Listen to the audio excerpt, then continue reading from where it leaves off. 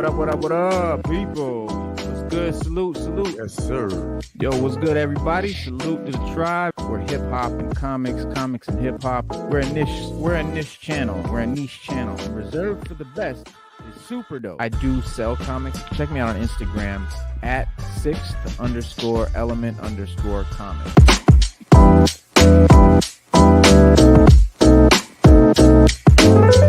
Yeah, because comic books are the sixth element of hip hop.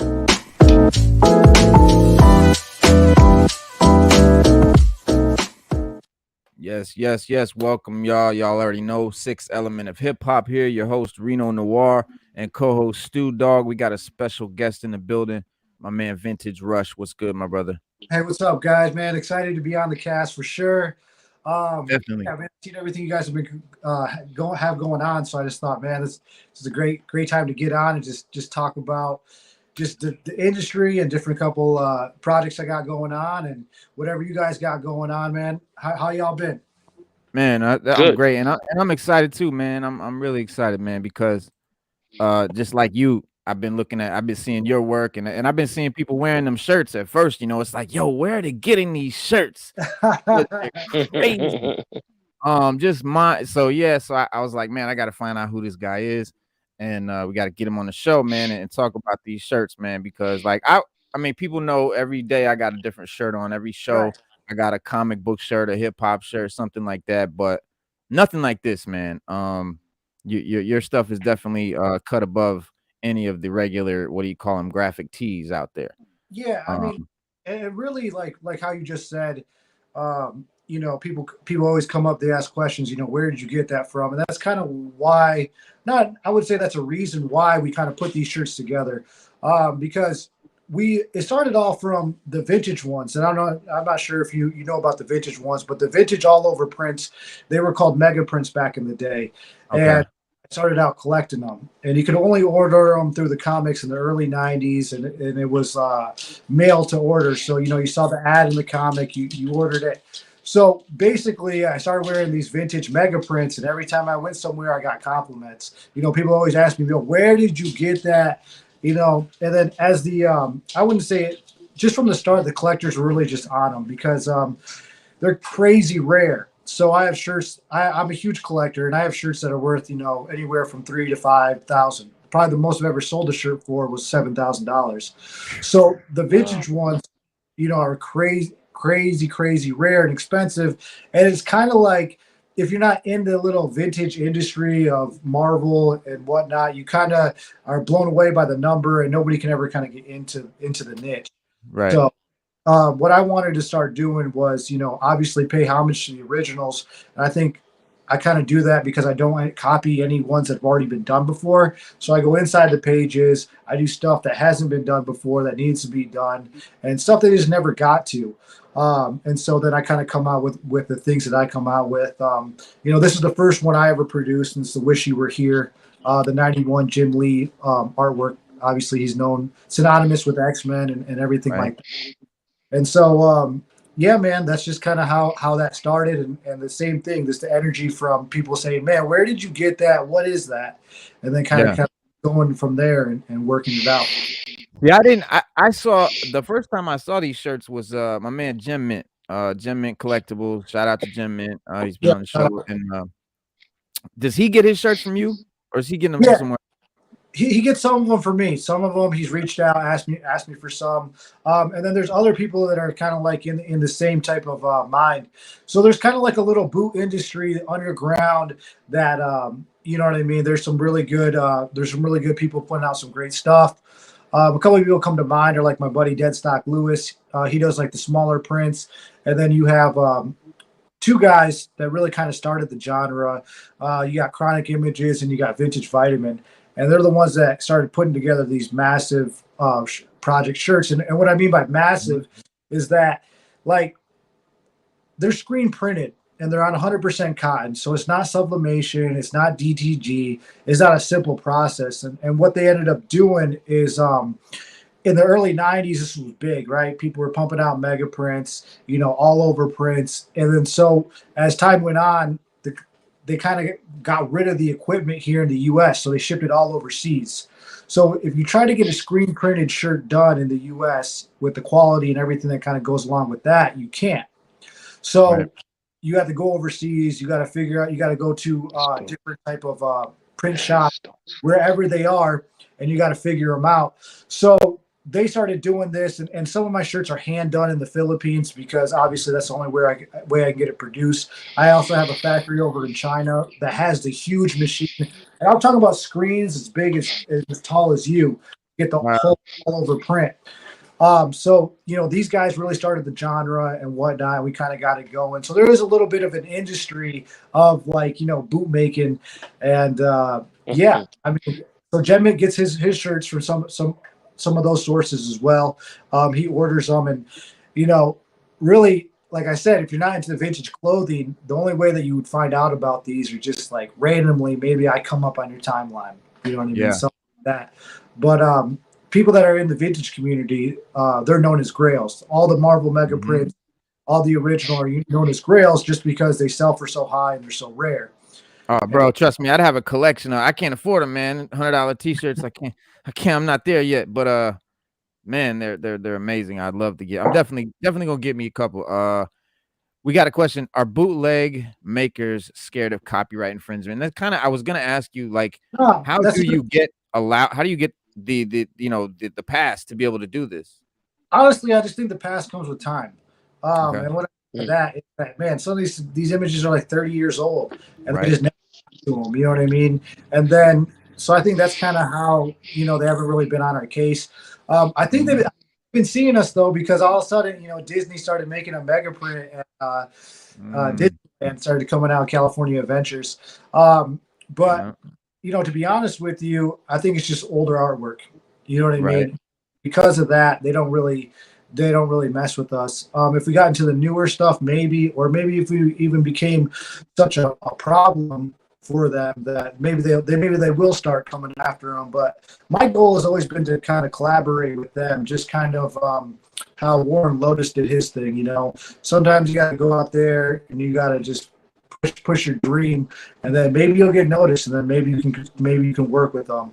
But for me, yeah, it's always something that's in the back of our minds. Right. But at the end of the day, I feel like they had 30 years to do it and they just never did it. So if anything, they can kind of look at themselves for that, because a lot of times they push, really, I would say, cheap quality stuff, small images, not even small images, but they push like the very, nothing graphic, nothing like super sexual, you know what I mean? Nothing that we want. And that what drove us to the comic. And drove the whole genre and put kind of just the regular, here you guys go, cliche print, Iron Man or the Avengers, and their poses, you know what I mean? So I just think that there's to have more graphic images, to have, crazier stuff out there. And we're kind of fulfilling that need, and you never know, man. Whenever they come calling, whenever they want to talk to me, they can find me, they can talk to me. And I definitely would love to do a collaboration with them as well. That's what's up, man. I'm trying to get your images frozen, but that would be, that would be dope. But it's not like you said. It's not like you're printing, last month's cover of something. You know what I mean? You're exactly. printing older, and you don't do covers, right? You do images from inside the comic. Yeah, is that a rule? I try to go for images inside the cover, but some covers, you know what I mean. I do get done like this. I know Doctor Strange art is really hard to find, like good 90s Doctor Strange art. And this was probably like the only Doctor Strange art where I really saw him looking like hard and, I was fireballs going. So this is 1996 cover, I want to say. And, so yeah, I'll do covers. It does happen from time to time for sure. And are you... Go ahead. You got a bunch of Spider-Man and Venom ones too, and all kinds of stuff, right? No, so not all my shirts. Those aren't you, okay? Because somebody has a bunch of Venom ones that I seen that I saw Jedmit wearing. Yeah, there's some people that do some Venom ones. I want to say Vintage Vitamin's done a pretty good one, and Chronic Images has done Venom. So I'm getting to Venom. I'll get to him. I did a jacket for Venom. I'm an X-Men dude anyway, so you already got You're already in my lane. Yeah, already this one right here, bro. This is the one I want. That shit, Stu. Look at that shit. Come on, bro. Yeah, that's inside the. Yeah, that's So dope. X-Men Adventures had or X-Men the animated series had a comic called X-Men Adventures, Mm-hmm. and I some of know. the I got some. yep, there you go. Some of the art inside that X-Men Adventures is elite. It just depends on what issue you got. So they Mm-hmm. definitely went inside there. I got the complete collection of it, and I just tried to search something that we all remember from the first episode. And I think that's Morph dying, Right. and that's Morph getting hit by the Sentinels, and then on the back you got Wolverine changing in Morph, or Morph changing into Wolverine, I should say. And that kind of just was the first chronicle I want to say into our X-Men the animated series, which is my favorite show of all time. I Me definitely too. I got in touch with Eric Larson, and I sent him out a package of shirts too. Oh The shirt, wow. him and his wife, the showrunner for that. Um, That's just sick. because it was such a sick series, you know what I mean? I just wanted him to have some of the shirts. Hell yeah. That's dope, man. So what inspired you to do this? Was it more comics, more business? No, it was well, I would say it was just my own original collection, and then I kind of saw somebody put together a mega print. Like I think I want to say Vintage Vitamin. He put together a Surfer and Galactus mega print. Mm-hmm. It was just sick. I was like, man, I've always been into fashion. I've always been into Jordan, and I was like, man, maybe I can figure out something to do. You know what I mean? And Right. then from there, just seeing that it was possible, and then I said, okay, well, if I do it, I got to make this shirt single stitch like they were in the originals. I got to do it screen printed. Okay, how many colors? I got to do it all over because that's really what I collect is all over prints, and that just kind of consumed me. I thought I was going to be able to do it within a month, but it took like 6 months to put out the first shirt. And Wow. I called all over the U.S. to find a printer. There was nobody in the U.S. I started calling overseas, and I finally found somebody able to do it. And Do the all over print. That's hard to find. yeah, that's screen print. You can do sublimation, you can do DTG, and they'll do it kind of on a cheaper shirt. It'll be like a I don't poly. know what that is, but I DT, know is it's that the just like stuff that it rubs off pretty easy? yeah, it's pretty much the stuff. It's almost like how every module is done. Right, Um, right, right.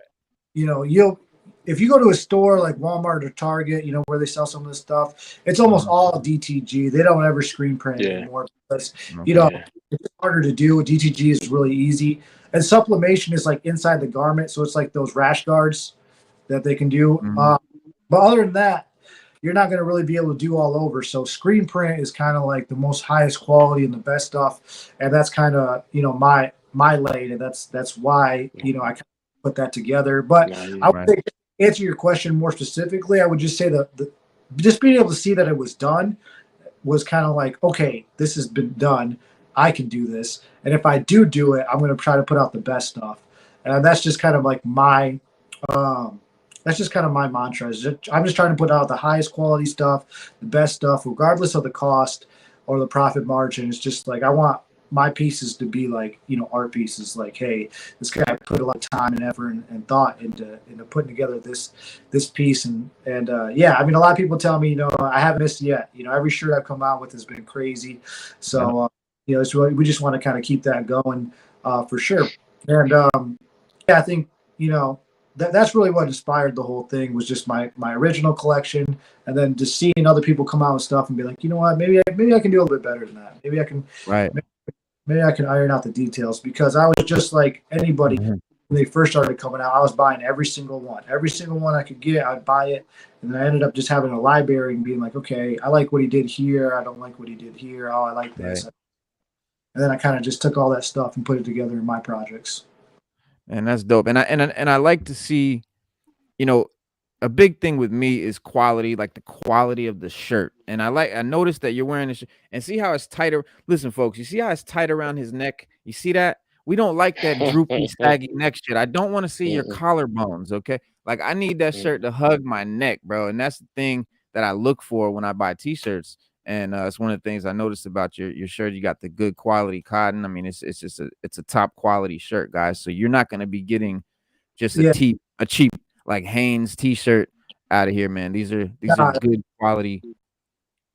it's And, actually you can frame them too. Like you could frame Well, these shirts in actually, a frame and throw them on your actually, wall. Reno, yeah, actually, Reno, the quality go better than because like see how it come down to his elbow to sleeves. I like that. Right. I like the neck Yep. and the elbow because you'll buy a shirt sometimes and it won't come down to your elbow. You like, damn, what is this? And it's brand Yeah. new, like a couple Yep. washes maybe, but not Right. out, not fresh off the yeah. rack, man. Yep. For Yep. me, so the company I worked with, they actually, it was expensive, but yeah, I called around to LA and just get like a shirt pattern, and then they were Mhm. charging $10,000 just for the shirt pattern. Fuck.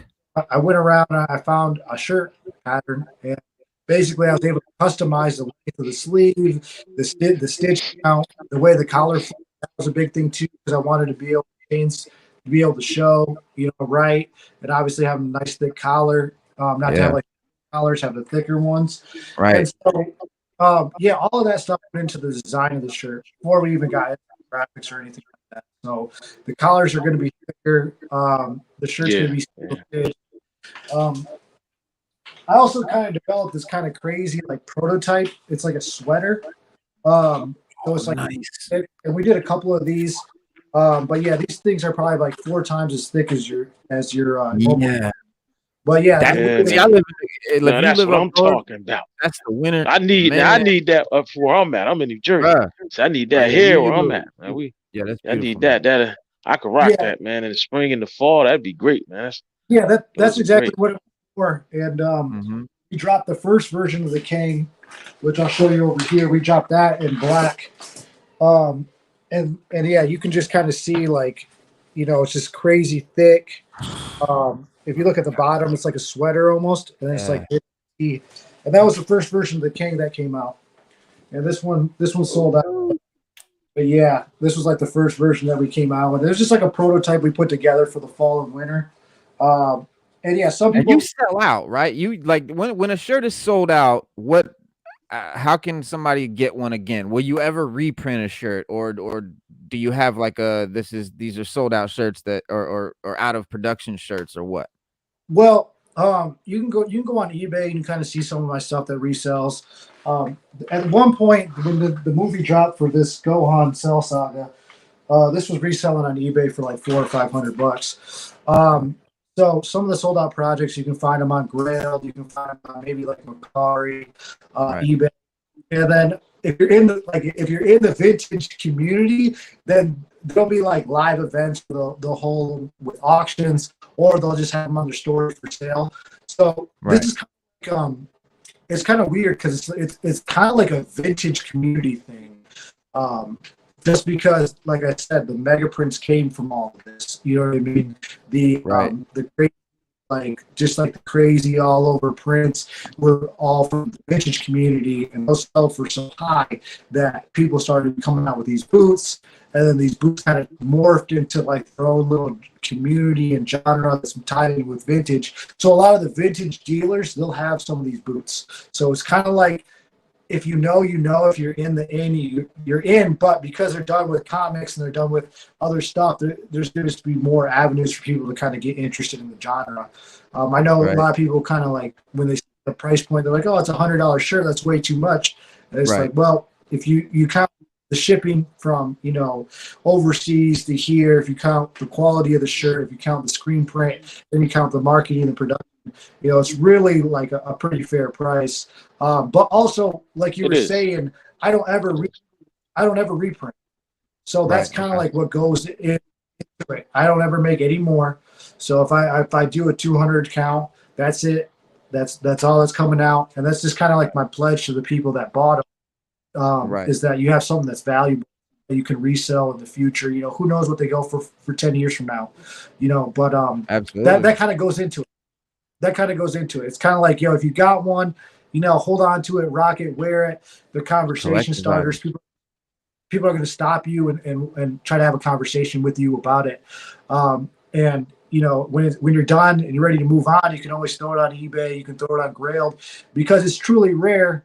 if you were only in the industry, you only knew about it. Just like with the comics, just like the original ones were that you could only order them in the comics. You could only send in $20 by mail. In a month you get the one back, and not many people did that, so obviously they're rare. And I don't produce on a national scale. You know, it's to maybe a small brand, 200 seems like a lot, but it's really not.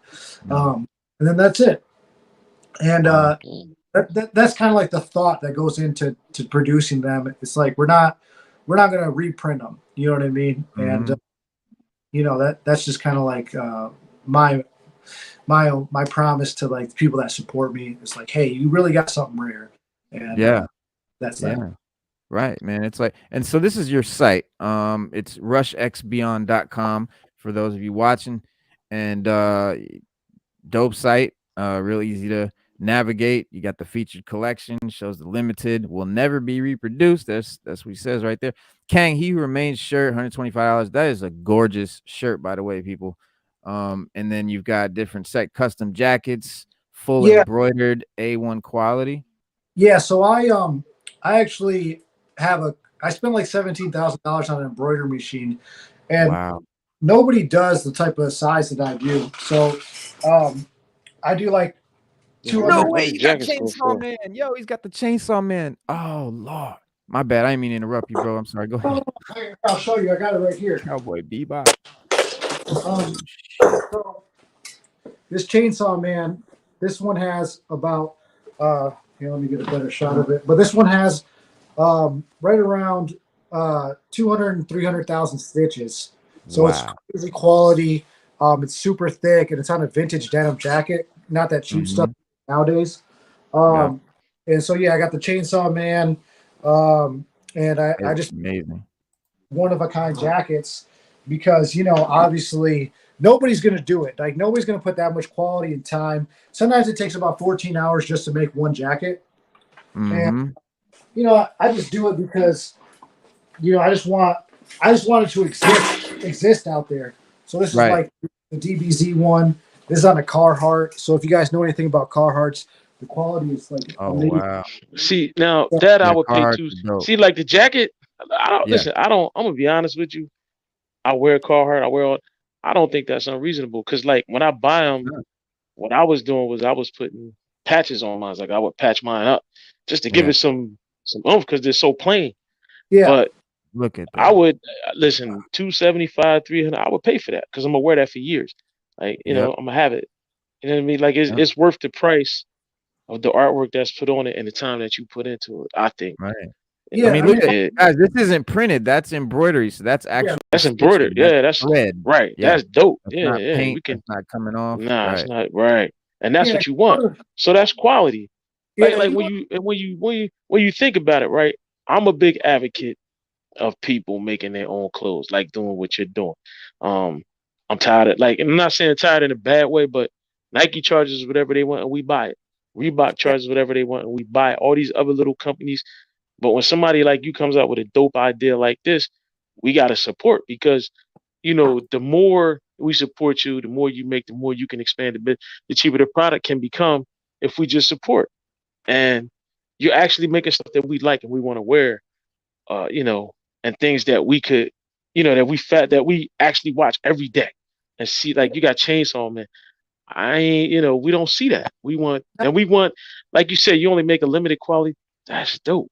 So now, like you said, I know I got this, and nobody's gonna have. That's super. Oh man, I'm about to faint. Did I say, is that Mortal Kombat? Yeah, it's Mortal Kombat, and that's from the 1990 comic cover of Mortal Kombat. That T-shirt sells for like $1,000 in the vintage community. So I just printed it on a jacket. But yeah, no, going off what you said, that's kind of like one of the reasons why I keep my stuff really high quality, is because, you know, I remember when Nike made great stuff. You know, I remember when the jerseys. I do too. You know, I do too. And they don't do it anymore. And it's kind of like a slap in the face, because you've been rocking with these guys for so long, and the quality goes down and down and down. And it's just like, I just want to make really high quality stuff that people can be proud of, you know. And what you got on the site, those are some of the vintage originals. Yeah. That you can see, you paid $1,100 for that shirt. You know what I mean? Right. There you go, $1,100. Now I saw a shirt on here. I don't know if this was. I think it was your site. It was a Silver Surfer with the Glag was like $3,000. Was that? Yeah, I know that's a mega print. That's a vintage one. I used to have that one. I actually traded it for a cable that's worth like $5,000. Oh wow, But Cable was yeah, my guy, bro. Damn. I would yeah, love to see that. yeah. If you pulled up my Instagram, I think it's one of the first pictures. Okay, But crazy rare cable nice. shirt. But yeah, it's one of those vintage originals. There's a lot of ways to verify them too as well. People do different fakes, but yeah, the vintage ones sell for a lot. And like I Now said, these are not ones you made. These are something you've acquired and you're yeah, reselling, right? yeah, and Really that's vintage. yeah, that's what I'm really known for. To be honest with you, Okay. I'm really known for having the rarest of the rarities as far as the Okay. vintage. And then obviously Wow. original collections. And then yeah, like I said, those will never be reprinted again. You got the Morph right there that goes crazy. Bro, I Um, would love this. I need to get this. Fuck, I need this shirt. but yeah, it's just like something that's just I do it for quality reasons. And same with embroidery. I spent the money on the machine, so I try to pump out these jackets and do things that people would like Chainsaw Man. Obviously, that's one of the hottest mangas, and I love the show too. I had to watch it twice, and if anybody Mhm. Chainsaw Man, I probably recommend watching the English dub. Oh Because yeah. Yeah. you can watch the animation better. Like the first time Yeah. I watched the dub, like I couldn't because I'm trying to read at the same time I'm Yeah, it's watching hard to you can absorb it more. Why I know there's a I mean a lot of people swear by the the sub. the yeah, the The sub mangas. because and it does you get that vibe. And I like when I was a kid, like back in the day when in the 90s and shit, when we watched anime, it wasn't so much shows, it was more like movies like Ninja Scroll and stuff like that. Yeah, me too. And yeah, and we swore by like we couldn't watch the dub because the dubs used to be horrible. They were trash. But now dubbed anime is really well done. Like they have good actors now. They're doing really well, and Yeah, it's not like really corny. Everybody doesn't sound like a complete lunatic. right. They do so it's really good. I read the manga, the Chainsaw Man manga, and was blown away. I mean, like my Yeah, son put me onto it. He was like, "Dad, you don't understand. This is like next level. You got to read this." So I checked it out, and yeah, man, we couldn't wait for the anime. that's dope. That's dope. And then, like I said, even anime kind of does that. They go into that lane where they don't do anything graphic. They're going to be putting out like the normal stuff. So Mhm. when I put Chainsaw Man together, I wanted to have that scene where obviously she's seducing him, and that's just kind of like something you'll never see on a shirt. They'll never Funimation will never produce it, but just that No, kind of that scene, and if somebody's going to come up to right? that. That's badass because that kind of just caught everybody by surprise that she put it out there like that. Like, hey, you can't Yeah. level, it's on, So Mhm. there's a lot of thought that goes kind of behind some of these, and that one right This is the there, one you're wearing now. yeah, it's kind of like the favorite shirt that I ever produced. I just felt like it came out so well, Right. uh, and it was so many different characters. It was 13 characters and so many Nice. colors, and it was funny that me and my partner, Jim Beyond, Lee, man. we kind of like we're like, man, if we can pull off this shirt, we can pretty much pull off anything because of the Mhm. characters and the colors and stuff. And so Right. it was just kind of like our ultimate masterpiece, and it was our first shirt. So yeah, right out the gate, we just knew anything was possible after that shirt came out. Man, That's look at dope. that. That is super dope. That is dope. But yeah, that's Jim from the Lee. 1991 Jim Lee's art. Yeah, And Jim Lee is my favorite. Jim Lee is my favorite artist, and X-Men is my favorite Jim Lee Mm. run. Jim Lee's Batman is crazy. Yeah, yeah, Jim Lee's good. I also like kind of like Sam Keith is good. Obviously, Mhm. Lightfield is good. And then Yes, that's from the comic. That's actually from the this comic. is dope. Yes, I love this. That's dope. Wow. That was the Halloween thing, and I just don't think you'll ever see Rogue like that, looking all freaked out, and Yeah. Mystique Yeah, turning you into won't. Rogue turning into Mystique, and just the craziness behind it. And that was kind of like the Halloween drop. So, I'm actually pretty proud of that shirt. Um, obviously, I think as years went on, I kind of realized Rogue was my favorite X-Man. She's the one Okay. that it pops on the screen, and Mhm. so definitely. Swimsuit edition. All right, so these are No products in this collection. Were these going to be actual swimsuits or just T-shirts with No, that was just characters? no, that was the swimsuit edition, just like the Jim Lee swimsuit edition. Oh, That was that's right. He did. Yeah. Okay. yeah. There's a couple shirts on that aren't on there that already sold out. Okay. We got some of those Doctor Strange's left. But yeah, once they're gone for sure. Just because it's such a hassle to produce them that once you say, so what is it? Yeah, like how long? Like it once you make them, or how long does it take to start a project? Like from idea to T-shirt for sale. What's okay, the so I would say like the first thing, right? We got to scour the comics for images that we like and that's going to work, right? So you got to change it into a vector file, and so you got to get an artist that's good enough to kind of redraw it and re-put it together. And then once you do that, right? And you got to talk to the producer, and they got to break down the colors because you can only do 8, 6, maybe 7 colors, right? So now you're going through the work, right? And you're working with the vector file artist to figure out the colors. Like, okay, I can use red here. Okay, I don't need that shade. I can replace it with this shade, right? So now you're breaking down the colors, right? And then once you got all that done, you give it to them. Then you got to talk about the position of the shirt, blah blah blah. So that's just to get the idea started. And then once you get that done, you got to talk about the quantity because since they're screen printed, they got to laser make the screen. So it's not like DTG where like you can like you have the file and you can go print it again, right? So you got these massive screens that they make. So they get down to the quantity, and they'll probably take. They print them out and they ship them to you. It takes. Actually, it's crazy. They have this service called DHL shit, and I swear to God they're selling. I swear to God they're selling drugs because they'll get that. They'll get it from the to your front door in like 3 days. They'll beat the U.S. mail. That's what's crazy about it. So yeah, then it takes about 3 days to get it to you. So I would say a full project probably takes around 2 months. 2 months to get it from concept to there to the vector files coming back. And I would say 2 months if you know what you're doing, if you've already been through the process. Like I said, the first one took us 6 months. But 2 months, I've already been through the process. You know what I mean? So, because, yeah, like I said, you got to find a vector artist, vector, has to redraw stuff. And then you got to go through the colors, and then you got to get it done with a company. And then, to finance a project like this, it might take, $6,000 to $10,000 to finance the project. Just from.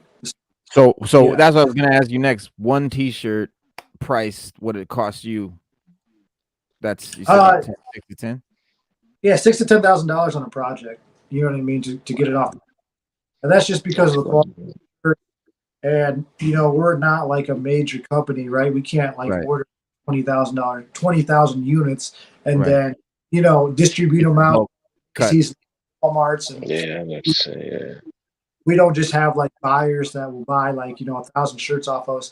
Well, I'm starting to get that because my real vision is to have these released at sneaker shops and consignment shops, and so I'm starting to get into that. I finally got my shirts into a couple stores, and we're trying to see how they do, and possibly just kind of have some buyers on the side that can buy 50, and then they put them in their consignment shop or the resale shop.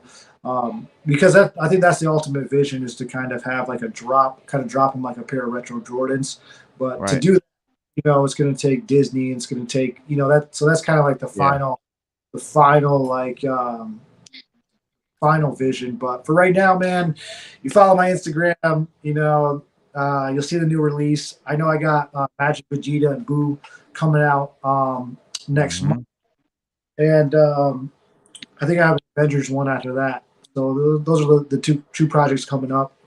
But yeah, it's just kind of it does take a lot of investment. So it's tough because I sat on these Kane shirts. I've been waiting for the release of the movie. I sat on these Kane shirts for 6 months. Right? I got all my money tied up in these Kane shirts for 6 months, and I'm just kind of like, movie to release. And, Man, It's about time. and hope it's a good one. yeah, and hope Yeah. it's good. Hope it's not like Yeah. Thor. Thor was. I know, right? But no, Yeah. critics are saying that it's pretty good. Jonathan Majors definitely killed it. So I think it'll come out. I think it'll be pretty good. Yeah, no, I'm hoping so because Doctor Strange was, but they kind of had to push that Disney ending on us, which I because I'm gonna see America just kick the shit out of Wanda, but we didn't really. She just kind of gave him a Disney ending. And then Thor was just, I don't even know what they were thinking, man. Thor was just. Yeah, Taika Waititi was trying too hard to make it funny, and he just littered it with jokes, and they made Thor look like a buffoon. Yeah, and it threw people off because he basically, you got the first 3 movies, they started out real serious, and then we get this slapstick, and you're like, damn, I thought Thor was serious, like it was a more serious movie. And you're waiting for that, and you get to the movie theater. Then you throw in the cancer angle, try to make it serious, but then you got the kids element, you know what I mean, coming in there, and then just at the end, they beat up the bad guy, and then you don't think he pretty much gets beat up, and they just go cuddle in the corner, and this guy's like crawl into like infinity, and you're like, oh, what are you doing? And then at the end, they're just like, oh. Just let love prevail, and the guy's just like, "Oh, okay." And it's the Disney. Wow. And that's the problem. I didn't even finish. I'm gonna keep it a buck. I didn't finish the movie. I couldn't finish it. It was that bad. Yeah, I didn't even finish it. But Gore the God Butcher, like Christian Bale, was so good, and his character was so well done. It sucked that they ruined it by fucking up the rest of the movie around him. Because what threw me off was the beginning scene where I see Christian Bale doing his thing, and then this other goofy. His God, and it was like the two didn't make sense together. It didn't match. Like I was like, this is 2 different movies. Right, exactly. He went in it with a serious, Christian Bale went in it with a serious mindset and didn't know that they were going to turn it into some, goofy circus. And I just think that, just to be 100% honest with you, man, the movie that we all wanted was, Thor and the Guardians of the Galaxy together. Yes. That collaboration. That's the movie that everyone wanted. And that was the block. I never got. Yeah. Well, Guardians 3 looks really good. They're just like, we're not going to do that. But there's a little version for you guys to see kind of what happened. But terrible. Yeah, it is what it is. So hopefully, it's going to be a great movie to kind of, just kind of evolve the universe, more and kind of push it forward. Because Thor didn't really kind of push the narrative. No. It made him a weaker. It made him a weaker character. It made Jane a stronger character. Yeah. It's just the MCU. It's just the MCU. A lot of people ask like Wakanda Forever. They be like, why was so many females in that movie? MCU. There you go. I mean, when you think about it, they've been pushing the female agenda for the past phase. There are more female characters in this past phase than ever. Yeah, it was so many female characters. People were complaining. Right, it's not bad as long as you make them tough. You know what I mean? Yeah. And as long as believable. You know what I mean? You can't just have the Disney ending where everybody just gets along at the end of the day. I think the best. Obviously the Thanos movies is that you left the first one going, man, was Thanos right? Right. I don't know. Right. The ends with him just looking over a grateful universe, and you're kind of like, man, damn. It kind of made sense. Yeah, it kind of worked out. I think he was right. I think in the long run, if you would have asked me that question, I would say yes. I would say yes. I think after a certain point, you have to hit the reset button. Yeah, like you said, he's like, hey man, it's random. It doesn't matter social class, how big of an athlete you are, and none of that. You know what I mean? It's just random. Yeah. Like the Purge. Like the Purge would be that's a good example of it, but on a more barbaric level. But I mean, that's basically what you're doing. You're doing population control. We have no natural predators. So exactly. But if we had a Purge, obviously people with the weapons are usually the richest ones, so they're going to win out. You know what I mean? So at least Thanos did it in a fair way. you know, which is random across the board.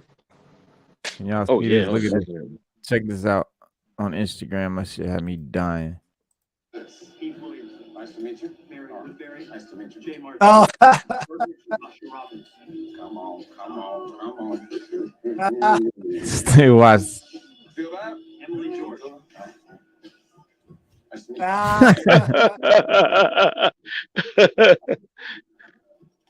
Never forget about that. That's all we got.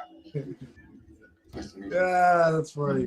Bring it in. Start from the bottom, now we're here. Yeah. Nice to meet you. Nice to meet you. All right. Nice to meet Nice.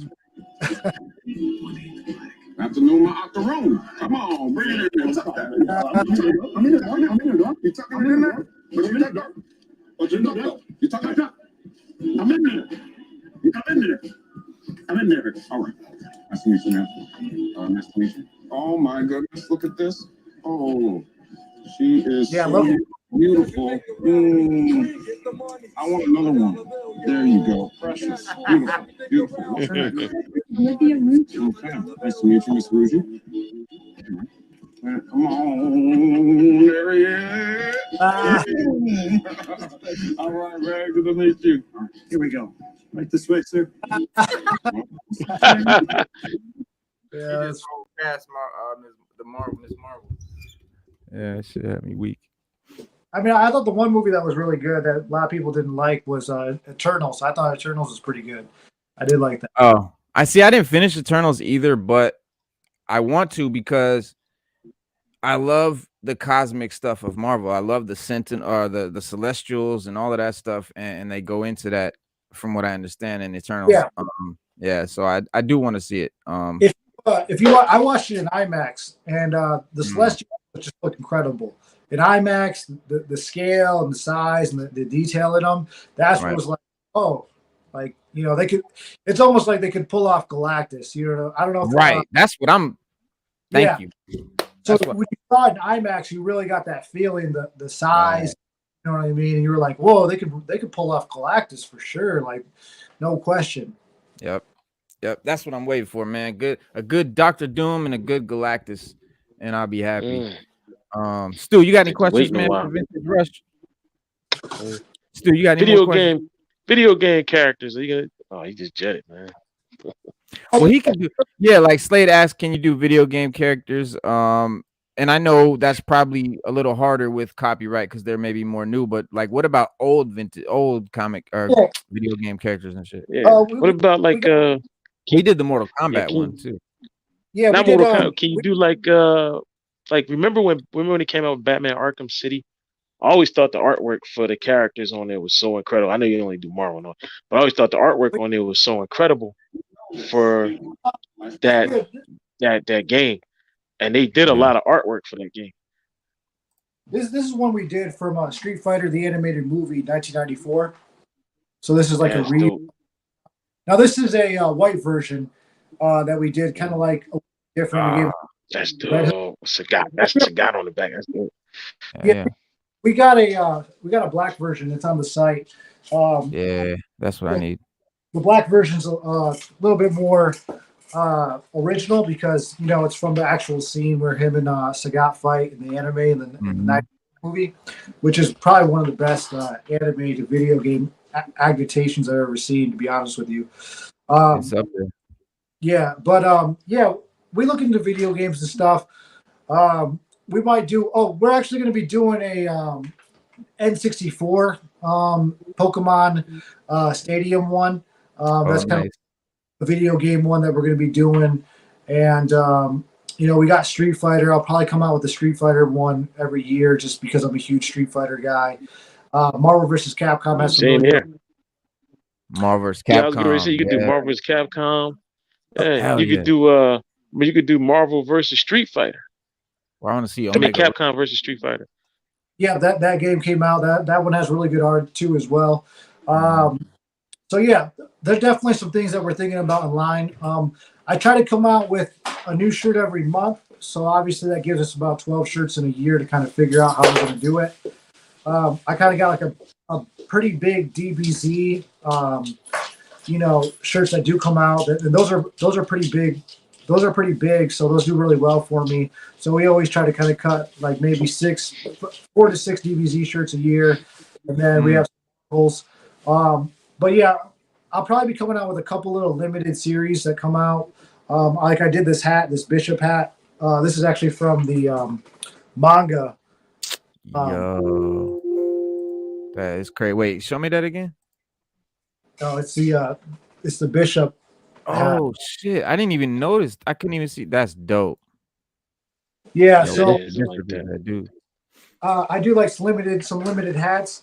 I might start coming out with them like you know, every month I'll drop a new hat with a little t-shirt. It'll be a little bit more cost, you know, won't be super expensive, but yeah. So it's tough because like I feel like in this genre, like you can't come out with too much stuff because, you know, the projects are so expensive that, you know, not everybody has the money to keep buying the project off you.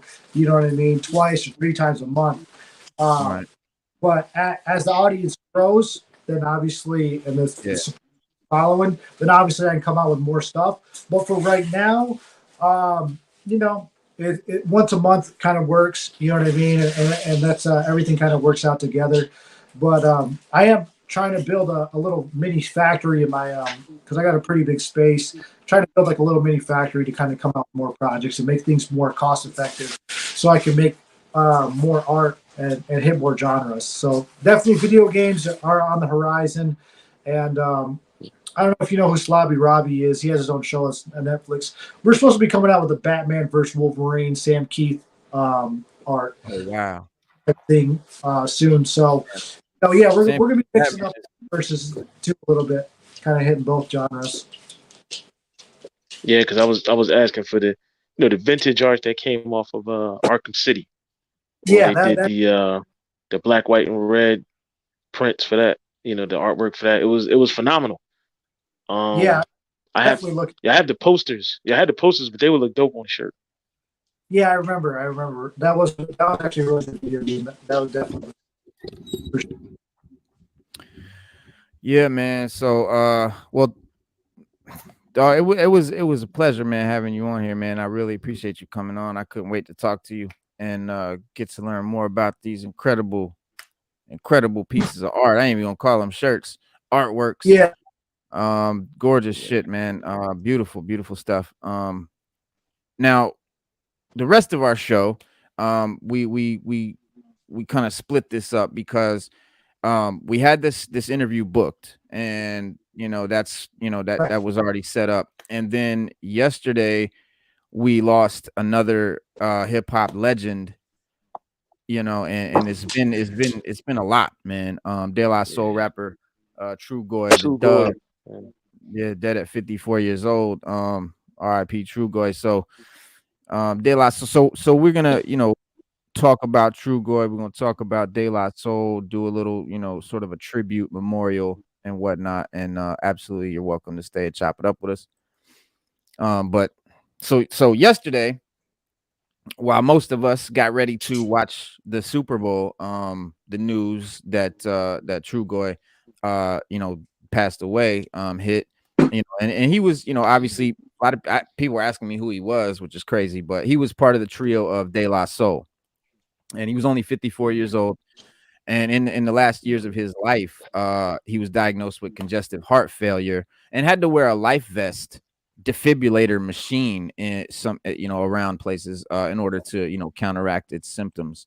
Right. So we haven't been given like any official this is what happened, but that's what happened. And he you know, he revealed his health issues publicly for the first time back in 2017.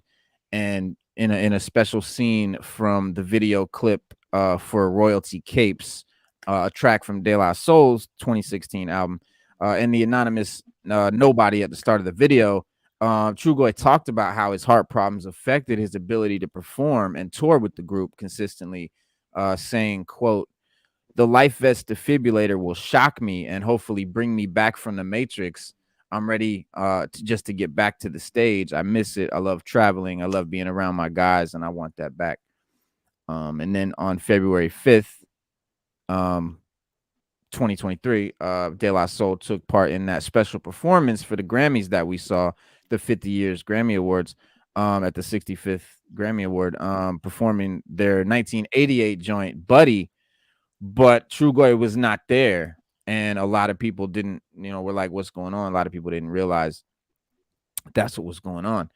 And then exactly 1 week later from that day, on the 12th, it was officially announced that Josler had died at the age of 54, with his cause of death at the time remaining undisclosed.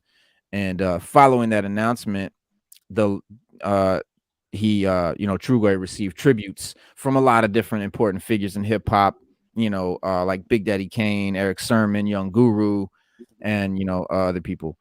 And but yeah, man, along with the other two members of De La Soul, he was also a member of the collective Native Tongues. And he was born on September 21st, 1968. So he's like 11 years older than me, in Brooklyn, in the suburbs, New York, born to Haitian American parents, but grew up on Strong Island. Shout out to Long Island and East Massapequa. But they went to high school. Him and De La Soul went to high school in Amityville Memorial High in Amityville, Long Island, and that's where they met and became friends. And after they had separate solo spells and local groups, as kids and stuff, but they decided eventually to form themselves into reuniting under the name De La Soul and becoming really one of the biggest iconic hip hop groups at the time. Yeah.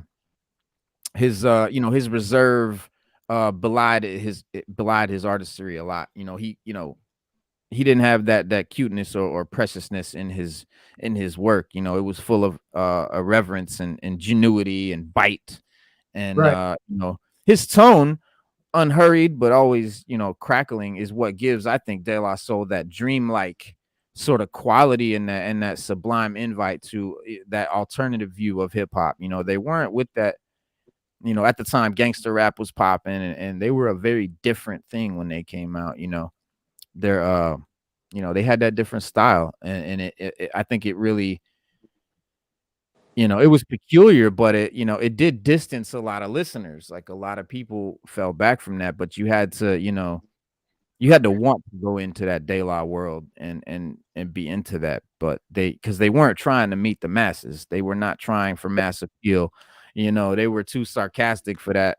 But unlike their peers, Tribe Called Quest, they were definitely more appealing to a broader scope. But for those of us who loved De La, we was cool with that. That was fine, but I think they changed direction back in 96 with The Stakes Is High, which was also a classic, but they sort of left behind that signature obscurity and that that quirkiness for more of a more blunt, direct approach. But I like something that Trugoy said. I want to quote him real quick. He said, I don't appreciate people lying to my kids. It was the Source, and he was talking to the Source, referring to the fantasy gangster life that really made up most of commercial rap at the time. And he said, if we all going to be in this together and we all trying to get paid to do music, let's have a bit of respect for what we're going to do and the people listening to it. I know everybody wakes up and yawns. I know people wash their clothes. They mow the lawn sometimes. We ain't got to rap about that, but there are other things going on besides shooting and smoking weed. Ain't there more to life than Versace, Moet, and Alizé? End quote. So that's where he came from. That was his. No, that's a great quote, because there's always an alternative style of music that people are looking for, and obviously was pushed in the early 90s was the gangster and the hip hop. And you had some great artists like the Fugees and Lauryn Hill is one of them too, Wyclef, that kind of gave you that alternative vibe, and obviously him as well, him and his group De La Soul. But yeah, there's always a need for that, because you can't always be the same thing over and over and over again. Sometimes you need just a different vibe, and him for providing that for sure. Absolutely. And Dove was, Trugoy the Dove. He was definitely one of the most overlooked lyricists of his time. So underrated that he doesn't really even come up in the most underrated conversations. Like he's that underrated. Like, but I think this is probably because as a group, De La has always been so cohesive. DJ PA Mace, the third member of De La, traditionally served as the group's spokesman.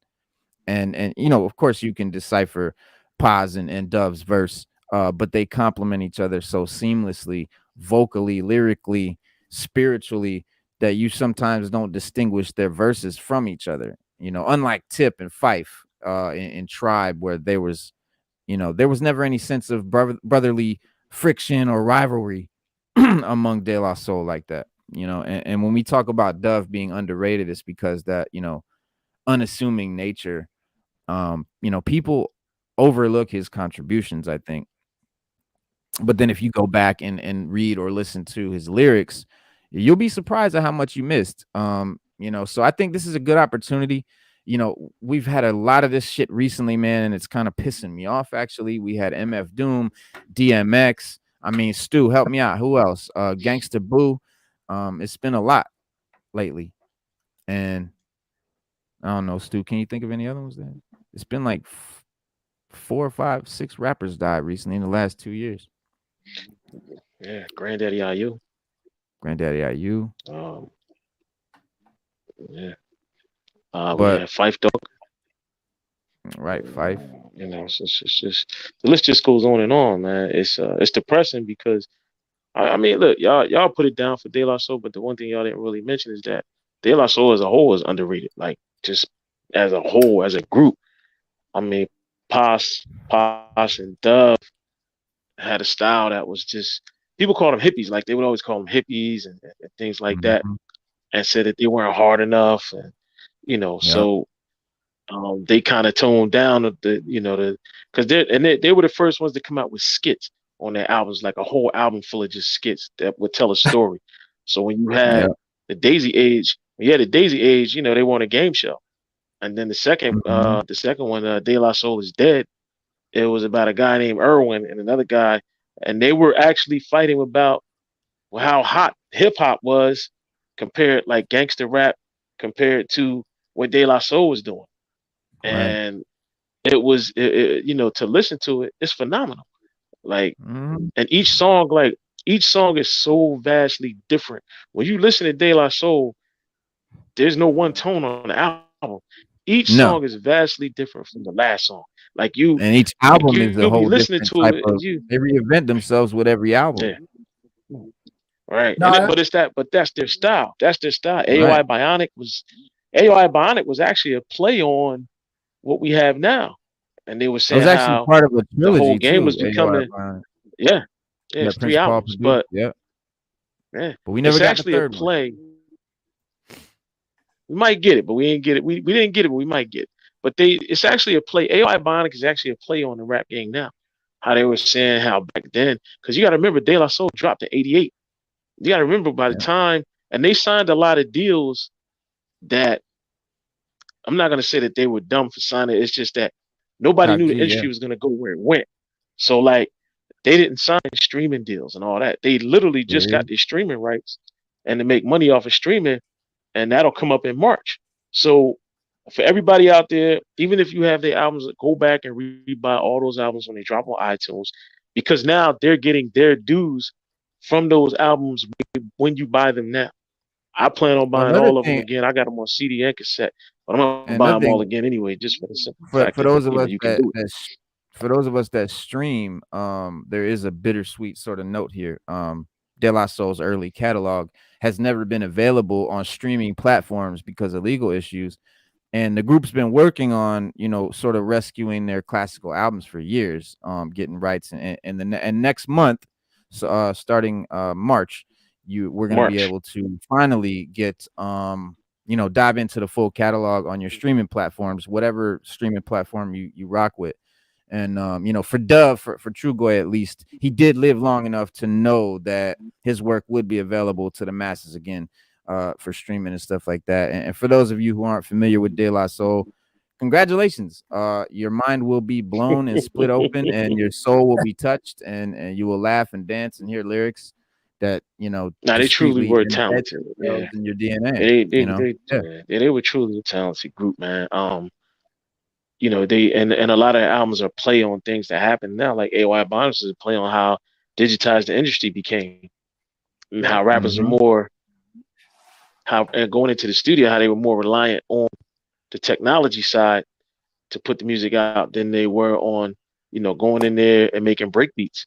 That's what both one and two are about. Stakes is High was you know, yeah, that was a play on their career because at one point people asking them, do we really need De La Soul? You know, are they still relevant? right. And they came out with Stakes is High and showed you, yeah, we still are. They're They a still relevant. phenomenal group. They don't get their dues Yeah, like they should. And no, like they say and now, De give them La, flowers while they're here. We should. we should, and we need to do that, and that's why I do these whenever I mean, my man in the comments just listed 3 more that I didn't even think of: Biz Markie, Shock G, Coolio. It's really Yeah, been a Coolio. crazy amount. It's Yeah, been a it's been a crazy. Oh, crazy don't amount forget of rappers dying. Ecstasy from Houdini. Don't forget Ecstasy from Houdini. Houdini, I He passed mean, away. we could make a Yeah. list right now that's probably at least 10 to 15 MCs just since 2022. Okay, that's Man. crazy. Now, but yeah, but De La Soul, man, as a group, man, I mean, they were influential in don't sleep on it. Like Most Def, very influential in Most Def's career. And they are the second longest standing native tongues group after Jungle Brothers. In 2006, they won a Grammy for their collaboration with the Gorillas. Gorillas group. That's why. It's Gorillas is a guy, but yeah, their single "Feel Yeah. Good Inc." And Yeah. go ahead, go Yeah. ahead. I just think it's a lost art, the storytelling in the album. I remember I used to get an album and it would have a whole story that kind of went, Right. every song kind of went together. I feel like they just don't even do that nowadays. You know what I mean? They And don't. I Nah, they kind of don't. miss, Yeah. miss that because they would always, it'd Mhm. almost be like you'd be caught up in the story as the songs come on. And used to be kind of like an album drop and used to be like an event. You know what I mean? Right. Almost like a movie coming out because you could hear all the tracks and put them all together. Then you had to re-listen to it and try to get how every lyric kind of corresponded with the skits. And they don't even do that anymore. It ain't even like that. It's something that's missed. No, that is I something miss the that's missing. skits, man. I miss the Me skits. Yeah. too. I mean, Wu Tang was big with that. Like Wu Tang skits, that was a huge part of Wu Tang. Like the skits was a huge part of the Yeah. mystique. We would try to analyze them and all of this shit. Like that was just fun as shit.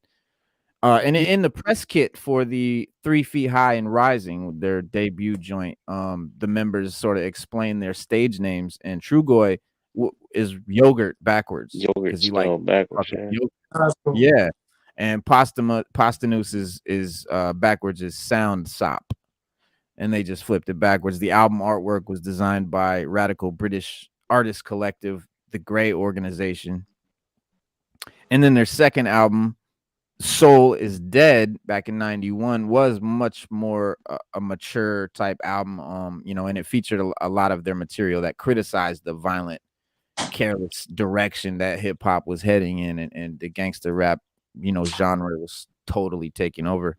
And it still managed to maintain a light, absurd sense of humor, that they always did, but it did receive mixed reviews and didn't do as well as 3 Feet High and Rising, but it did eventually become a cult classic. I think most of their shit has. The Source magazine always listed that album as one of their top 100 hip hop albums of all time. Stating that its true genius is rarely understood. It is. It's And true. it That's is. 100% true. A lot of their shit's misunderstood, and they had a I'm big. be honest with you, Reno. I even when that out, I didn't even really appreciate that album until I say maybe like 2010. I listened to it Mm, one day. I don't know where I go was, back. but I was listening to it and I could pay full attention to what I was hearing. And I was like, wait Right. a minute, hold up. I was rewinding it and I was like, wait a minute, hold up. I never really picked up on it when it came out back in the 90s that I did, listen to it, like Right. when I'm in my 30s. I had much more Right. of appreciation for it then that I Yeah. should have had back then. You know what I mean? But hey, man, it is what I'm it just glad is. that, like, for those of us that stream, man, because I doing this tribute, man, today that I was planning to do, and I'm going on like I'm looking for music. I'm looking for De La music, and I'm like, yo, there's no De La Soul music on any of these streaming services. I'm like, what the fuck is going on? Even in Instagram, where you can look up music to go on your reels and stuff like that, there's like 2-3 songs, maybe one album, but their back catalog has not been released on audio streaming services or digital media stores even until 2017. It was owned by Warner Records, which according to Paz had been reluctant to clear samples that they were using and renegotiate contracts and shit. But the samples used in their music were only cleared for physical media distribution, physical CDs, records, shit like that. They weren't cleared for so the wording of their contracts is not vague enough to enable them to distribute the music digitally. Right. Yeah. On They didn't, 'cause and the crazy part, they didn't know that back then. Like they had no idea that the industry was gonna go towards streaming and people were gonna stream. They had no idea. So right, when they signed the contract, they signed it like, all right, we're gonna, we'll get our rights back to the Right. album, in 20 years, and we'll be okay. But yeah, by then they're like, look, we'll make more money streaming by reselling right. it than we will, just trying to put it back out. And it was just, And the music, it was a thing on their part that nobody foresaw that. well, yeah, That's just a because freak thing. streaming services didn't exist when they made their contracts. So Right. their That's contract, true. and most artists' contracts don't, because there was no streaming service, there was no need to specifically write anything specific wording saying that it's, for physical media distribution only or something like that, because there was no other kind of distribution. So most artists have gotten away with that because in the contract that wording wasn't there, which meant it's vague enough that they could legally do this. Unfortunately, De Right. La wording in their contract specifically said physical media Physical. distribution, Yeah. where they're Yeah. fucked up. So in Yeah. It was a good 2017, deal. It was a good deal for them then, but not yeah. now. Well, Tommy Boy Records bought their catalog in 2017, and then in February 2019, De La announced that their catalog would be soon available on digital services back in 2019. But, as they were unhappy receiving only 10% of their revenue, which they were 100% right to be, with the rest, for Tommy Boy to keep 90%, they were like, fuck that. And so they postponed the release, for negotiations. And hip hop artists, like Nas, Pete Rock, Questlove, these guys, they called out for a boycott of Tommy Boy because of this shit. And so in August of that year, De La announced that they had been unable to settle the dispute with Tommy Boy and ended their negotiations. And so then in February 2020, Paz said that Tommy Boy sort of came back to the table and we're sort of looking at getting back into it. And then in April, Rostrum Records head Benji Grinberg said that he was attempting to buy Tommy Boy just to return the master recordings to De La Soul. Oh man. And Yeah. that's And so that's the point. Yeah, that's the point I was making. When they signed those contracts, they had no idea that it was going to change so drastically. Back in 88, 90, whatever, it was. But now, now 2023, everybody's streaming. You can say, Alexa, play such and such. Like you can go on Right. Instant, you can go, you can go to Tidal. It's a whole different media. I listened to an interview where Eric Sermon said that he made sure that he took EPMD's whole catalog, digitized it, and that they get full revenue from their streams. And they're also allowed to stream it on a private platform. So if you go on Bandcamp, all the EPMDs, they have a whole site for EPMD, all their stuff. And then Eric Sermon has all his stuff, and PMD has all. He said he made sure that they got paid every which way you could get paid from streaming. And he did it he took their catalog and digitized it in the whole 9 yards. Because he said if you don't, the record companies will make money off you and you don't even know it. And they're getting full profit. Mm-hmm. I mean, I don't even think anybody really saw the streaming thing coming until Napster became a problem. And Right. Then people started doing like, oh, hold up. What's this computer music? What is this?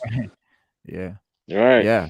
It was the illegal bootlegging, Napster and shit like that, that started the idea. And then they're like, well, how can we make money off this? And that's how they created the streaming shit. Yeah. Remember when the Zoom came out? That's when it really started. Zoom, And remember Zoom? Microsoft was the first ones to really kind of embrace that with the Zoom. And they had music over it, and you could stream it, and you could have up to 3 Zooms. You could have up to 3. You could share it, so you could have 3 people with 3 different Zooms share that whole catalog. And you know, Apple wasn't streaming then, but Zoom did it. That's Microsoft was like one of the first people to kind of stream. And then people were, because for years they were trying to get us to get music subscriptions, and we was like, nah, we're good. But now, Balloon Mind State. That's another dope Balloon album. Mind State was fire. Yeah. Yeah. But I mean, we just, you know, we do this on Sixth Element. We have to celebrate and talk about, you know, our legends, because hip hop is one of those cultures that a lot of people that doesn't but that doesn't really always respect the legends, doesn't always respect the goats, the ones that came before, the pioneers and stuff like that. You know, hip hop just as a genre, just the way it works. And so and we're working on that. You know, we're working to change that, because we're all getting older and we're all seeing our, you know, our legends and our heroes getting older and dying. And why is Rakim not richer than Jay-Z? Like, what's going on? So that's a problem. And it's like other genres don't have that issue. You know, rock and roll artists, you know, Rolling Stone is way richer than fucking Foo Fighters or whatever. So well, you know, Search, I watched the Math Hoffa show. Search explained it. And when he broke it down, I got it. I got why. And he said it all boils down to publishing. And he said a lot of these guys, they don't like, when Jay-Z made that record, I forget what record it is, but it's the sample, I'm out for presidents to represent me. I'm out the presidents. So he sampled Nas, and Nas gave him permission to do it. But when they did the publishing on it, when they did the publishing on it, Nas got 10% or something like that. It was like 20%. I forget the percentage for everything sold. And then I think Search said he got like 5% or something like that. But Search said I ate off of that for 20 years. And he said, I remember Nas wrote a rhyme saying, you know, something, you out for president, but that, like he said, it was a diss he put out to Jay-Z. It was like a low shot, but he was basically saying like, yeah, you keep making music, I keep making money. And he said every time you play that song in the club, I don't care. He said Nas gets 10%. He gets money off of that. That's royalties. And a lot of these guys, they didn't do that. They didn't, you know, do anything with sample. And now these they don't sample. Newer guys don't sample now. These newer rappers, they don't sample. They don't do any sampling. So it kind of like killed the industry, man. Like, you know, it's hard because of auto tunes, and nobody really uses a DJ anymore. So they just go in there like, Reno says it all the time. You can go on your phone and make a couple beats, and since everything sounds generic and sounds the same, and Grap said it the best when he was hanging with Pete. He said, when I was hanging with my brother, I'm listening to his music. All I had was an ear for his music. I couldn't enjoy it. Nothing else. So it's like that now. Like everybody hears the same thing all the time, so they don't have an ear for nothing else. All they hear is just one type of beat, one type of song, one type of way, and the industry's making millions and billions off of it. And it's like back in the day, you used to have to be crazy talented to make it. You know what I mean? Now that's true. Like, how many views can you get? Oh, you can get views. All right, well, we can make you hot. Don't worry about that. But can you get views? Back in the day, man, all the artists back in the day, you know, whether it was Mariah Carey, whether it was, you know, Biggie Smalls, you know, you had to be talented. You just had to have it. And if you had it, you got discovered. And if you got discovered, you know, you were going to be a thing. But yeah, I feel like talent levels has gone down a lot in the music industry. Well, we talk about it all the time, like, you know, the SoundCloud industry and basically, you know, the industry of anybody with a phone can make the beat, record the song, and upload the shit to the internet, you know, from your bedroom Where back in the day, you used to have to pay for studio time. You used to have to shop your demo tape around with your portrait and go to conventions and meet people Right. and word of mouth. And you had to build a real audience of actual ticket paying fucking physical bodies and all of that before labels even before it's even time to look at a label. And now Right. you can be on, you don't need Yeah. a label. You can put your shit online and have 1 million people buying your music, and you never, you know, you have no talent, you have no, Right. you didn't do anything, but you got a bunch of views. And so that no talent, easy to make from my phone music started rolling and then became a style. And now it's like a style. Now they on purpose try to sound like they don't give a fuck when they're rapping. It's like that. It's like that's a style now, but it was born out of amateurs putting their music out. It's just amateur music. That's now a style. It is. It is. Yeah. Yeah. And the only people that are buying studio time and really building that base for people that were super passionate about it, and you know, I putting in everything they got to just That's even it. make an attempt to make it, you know what I mean? And with That's that, you have to be talented. And that's just kind of why, you know, talent Well, they levels, don't, you know. that passion for it. Like when I talk to my son and his friends and stuff, they're like, they laugh at me. They're like, why do you care that much about hip hop? Like they don't get it. It's like Right. hip hop, like they don't have that passion for the music. Like they love their music, but it's not to the passionate point. Like when I talk about hip hop, like my son just be like, be like, "Dad, what the fuck?" Be like, "Dad, you wilding." Like what? I don't get it. Like I don't get it. Like yeah, it's music, but Because I they don't didn't get it. grow But up in it, man. They ain't grow up in it, you know. It's like it's different. It's I just a actually different era. watched. I actually could tell you. I could tell you exactly where I was at when I first heard "Potholes in My Lawn," and it was the hottest. It was the hottest thing I had ever heard. I was like, But those "Holy young shit!" Like, kids who? with I was passion like, for the "Who are music these are still dudes?" out there. It's just Yeah, they'll stand because they're consuming so much. You know They're what I not mean? getting no yeah, light. yeah. They are. Yeah, yeah. It's Even yeah. before Guru died, he wrote a song called "Bad Name," and and the lyrics, and one of the lyrics, he was like, "It's," he said, think about it. What if bling never happened, and the true artists were getting rich from rapping? Word to Mm. God, some should give. Let's delete the politics so hip hop can live. That's the truest statement I ever heard, and that was before he died. He wrote that, and Right. Premier put that out in the last album they had, one of the best yet. And when you Mm-hmm. think about how long ago he wrote that, and then you think about now, he right. What if bling never happened? Because most rappers want to. That's what they want. They get on. They want to get money. They want to get bling. They want to show off. They want to go to the club, make it rain. That's it. He was Not like, they these not guys. really rapping. No, yeah, not those guys. These guys Yeah, he did was not like, care whatever about happened. that shit. They didn't care about. It. They They wore didn't care no about none of jewelry. that. Yeah, No. yeah. They wore black medallions. Yeah, Yep, native tongues, man. They were real hip hop. I mean, they were really about hip hop to the purest, truest form, the truest art form of it, the art of it, the love of it, the passion of it.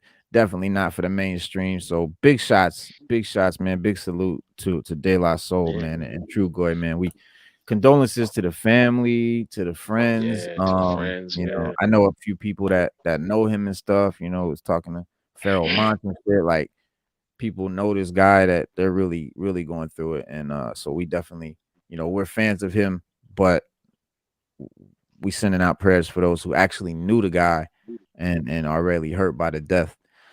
But hip hop is hurt, man. We are hurt. This is a big blow to the, I mean, but when I think of the list of rappers that have died recently, it's blowing my mind. Now I don't know if this is just because I'm older now. I'm 43, and now these rappers that are getting older are dying, but a lot of them aren't that old. Like they're not dying age old. They're like my oh, age. They're in their 40s and 50s. Coolio. We forgot about Coolio. Coolio, we You just know, passed. we said Coolio. Yeah, we Oh, said we said Coolio. Coolio. All right, Coolio, Black all right. Rob, Biz Markie, Shock G, like yo, the Houdini, MF Doom, yeah. Houdini, MF Doom, Houdini, K Slay. K Slay was another one. Slade. K Slay Yeah, just passed away.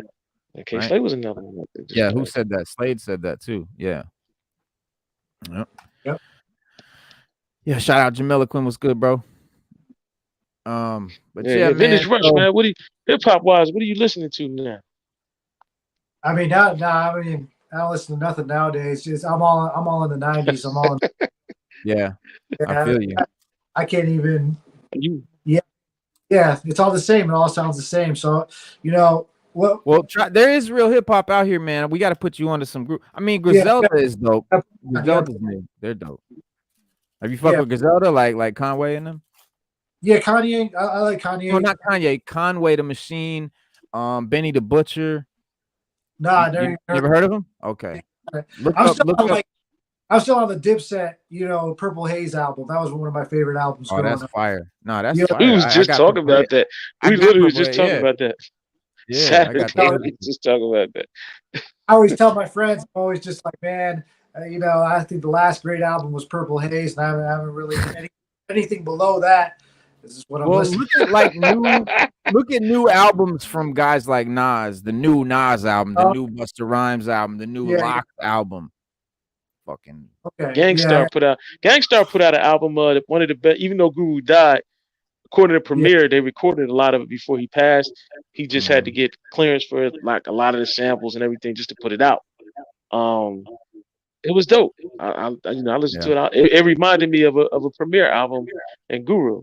You know what I mean? It's just sad he ain't alive here to see it. yeah. You got to put me on. You got to put me on because I'm definitely I'm stuck. Oh, Now you ain't stuck. It's okay to be stuck. It's okay to be stuck. It's all right. I'll DM you a list of new shit you can fuck with. Yeah. I got you. I got you. I mean, I need it. Last what was it? I don't know. It was a little minute ago. We was talking about Invincible, and we were talking about the show, the cartoon Invincible, the comic, and you know how we loved it and everything. And I was saying how Jeffrey Dean Morgan would make a dope Omni-Man. Pull him up. Pull him up. Let me see. Bam. That's your boy that plays Negan. Yeah. So Negan, yeah, he do look like Omni-Man. He do straight up look like Omni-Man. Jeffrey Dean Morgan just revealed on social media that he has joined the cast of Invincible. I shit you not. Like straight up. He was known for playing Negan on Walking Dead. He said doing a little reading thanks to Robert Kirkman Invincible. So because remember, Walking Dead is a Robert Kirkman comic as well. Yes, it is. So it's the same. So that makes sense. He's pulling Jeffrey Dean Morgan in. And the Image features volumes 2 and 3 of the Invincible comic omnibus. So it may suggest the actor has joined season 2 and 3. And recent fan art that I just showed you also depicts Jeffrey Dean Morgan as Omni-Man, which looks spot on. But Morgan won't be voicing Omni-Man in Invincible. That's going to be J.K. Simmons, of course. But perhaps Jeffrey Dean Morgan could be voicing another Viltrumite and maybe Conquest or even Thrag. But I was talking about, I want to see him do the live action Invincible.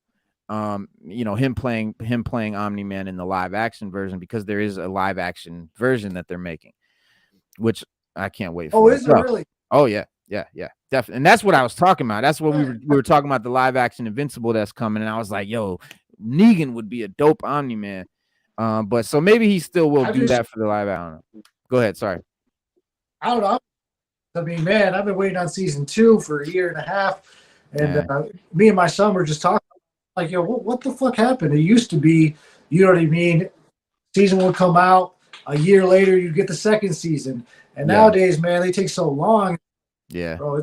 I mean, I know what's happening because I read the comics and blah blah blah. But man, I'm just like, gotta get these timelines together, man, because it's been so long. It's almost like I gotta go watch it. Yeah, you know what I mean, to kind of get back into the mode. And I still do that anyway. Like even shows like Mandalorian or whenever it's a show, you got to wait a year for the next one. I always rewatch the last season before. Right. I mean, this is been like what, about 2 years since the last. Yeah, it took them longer than normal. And we talked about on the show, like they've got reasons why it took them longer than normal. It won't normally take this long, I guess, for subsequent seasons. But yeah, so but Morgan, you know, like I said, man, he's a veteran of comic movies anyway. He was the comedian in The Watchmen, Zack Snyder's Watchmen. Okay. He was in The Boys. He's going to be in The Boys in season 4 as well. He was in The Losers. He was in The Losers, which is another comic book. He's in The Losers. Yep. And then of course Walking Dead. But But yeah, Amazon recently released that teaser for Invincible season 2, and Yeah. offering that the series returns in sometime this year, but they didn't give us a date. But it is this year. But the first season, I was a little annoyed by the teaser, man. They could have gave us more. I was like, what is that? yeah, Why they even drop it? Just to be like, hey, huh. We're here. Yeah, He'll be basically. later on. Oh, no date. Nah, yeah. Yeah, So it was really disappointing. It was almost like an excuse to the fans, like we're doing a lot of work. Sorry, guys. You know, it's like, man, bro, it's been Yeah. forever. But yeah, I'm excited for it when it comes out, though, for sure. Oh yeah, for sure. I definitely might drop it for sure. I did some jackets. I did some Invincible jackets. I did the one where he snaps her neck. I was going to do a whole series of shirts where Omni-Man kills the Guardians or the Justice League or whatever they're called. Yeah. Where he snaps the neck, where he pushes in the head. I was going to do a whole series of shirts revolving around. Because I feel like that was the moment where like the series took off for me, because that was like I'm watching where you realized, oh shit, this show is different. Yeah, you're watching it and you're like, yeah, okay, this is kind of like a cool Justice League, whatever. And then when he does that, he murders them all so graphic. Oh shit, we got something here. Oh, there's something here. You know what I mean? So I felt like that was just like something that really stood out. Yo, Wepa, what's good, Almega? Wepa, Almega. Salute. Comic Crusaders in the house. But yeah, man, that's Dean Morgan as Omni-Man. I think is perfect. That's perfect. Yeah. And I like it when they have the characters look like the actual comic. Sometimes they get away from that. That really sucks, man. Because it's like, just give us what they're supposed to look like, And I like it when they go out and they get a new, fresh face. They really did that for the start of the MCU. Thor. We didn't know who Thor was before Thor. And then I would say even Robert Downey Jr. had to resurrect his career through Iron Man. So when they go out and they give us new guys that look like the characters, that's the thing. They gotta look like the characters, and I like it when new actors actually look like the characters together. Yeah, I mean, comic accuracy is always going to be the biggest complaint for comic heads. I mean, but we'll never get it. The movies are never good, because there's always going to be the filmmaker is going to always want to put his own spin and say, this is my creation. Look what I made. He's not going to want to say, look what I just recreated for you. And so everyone puts their twist on it.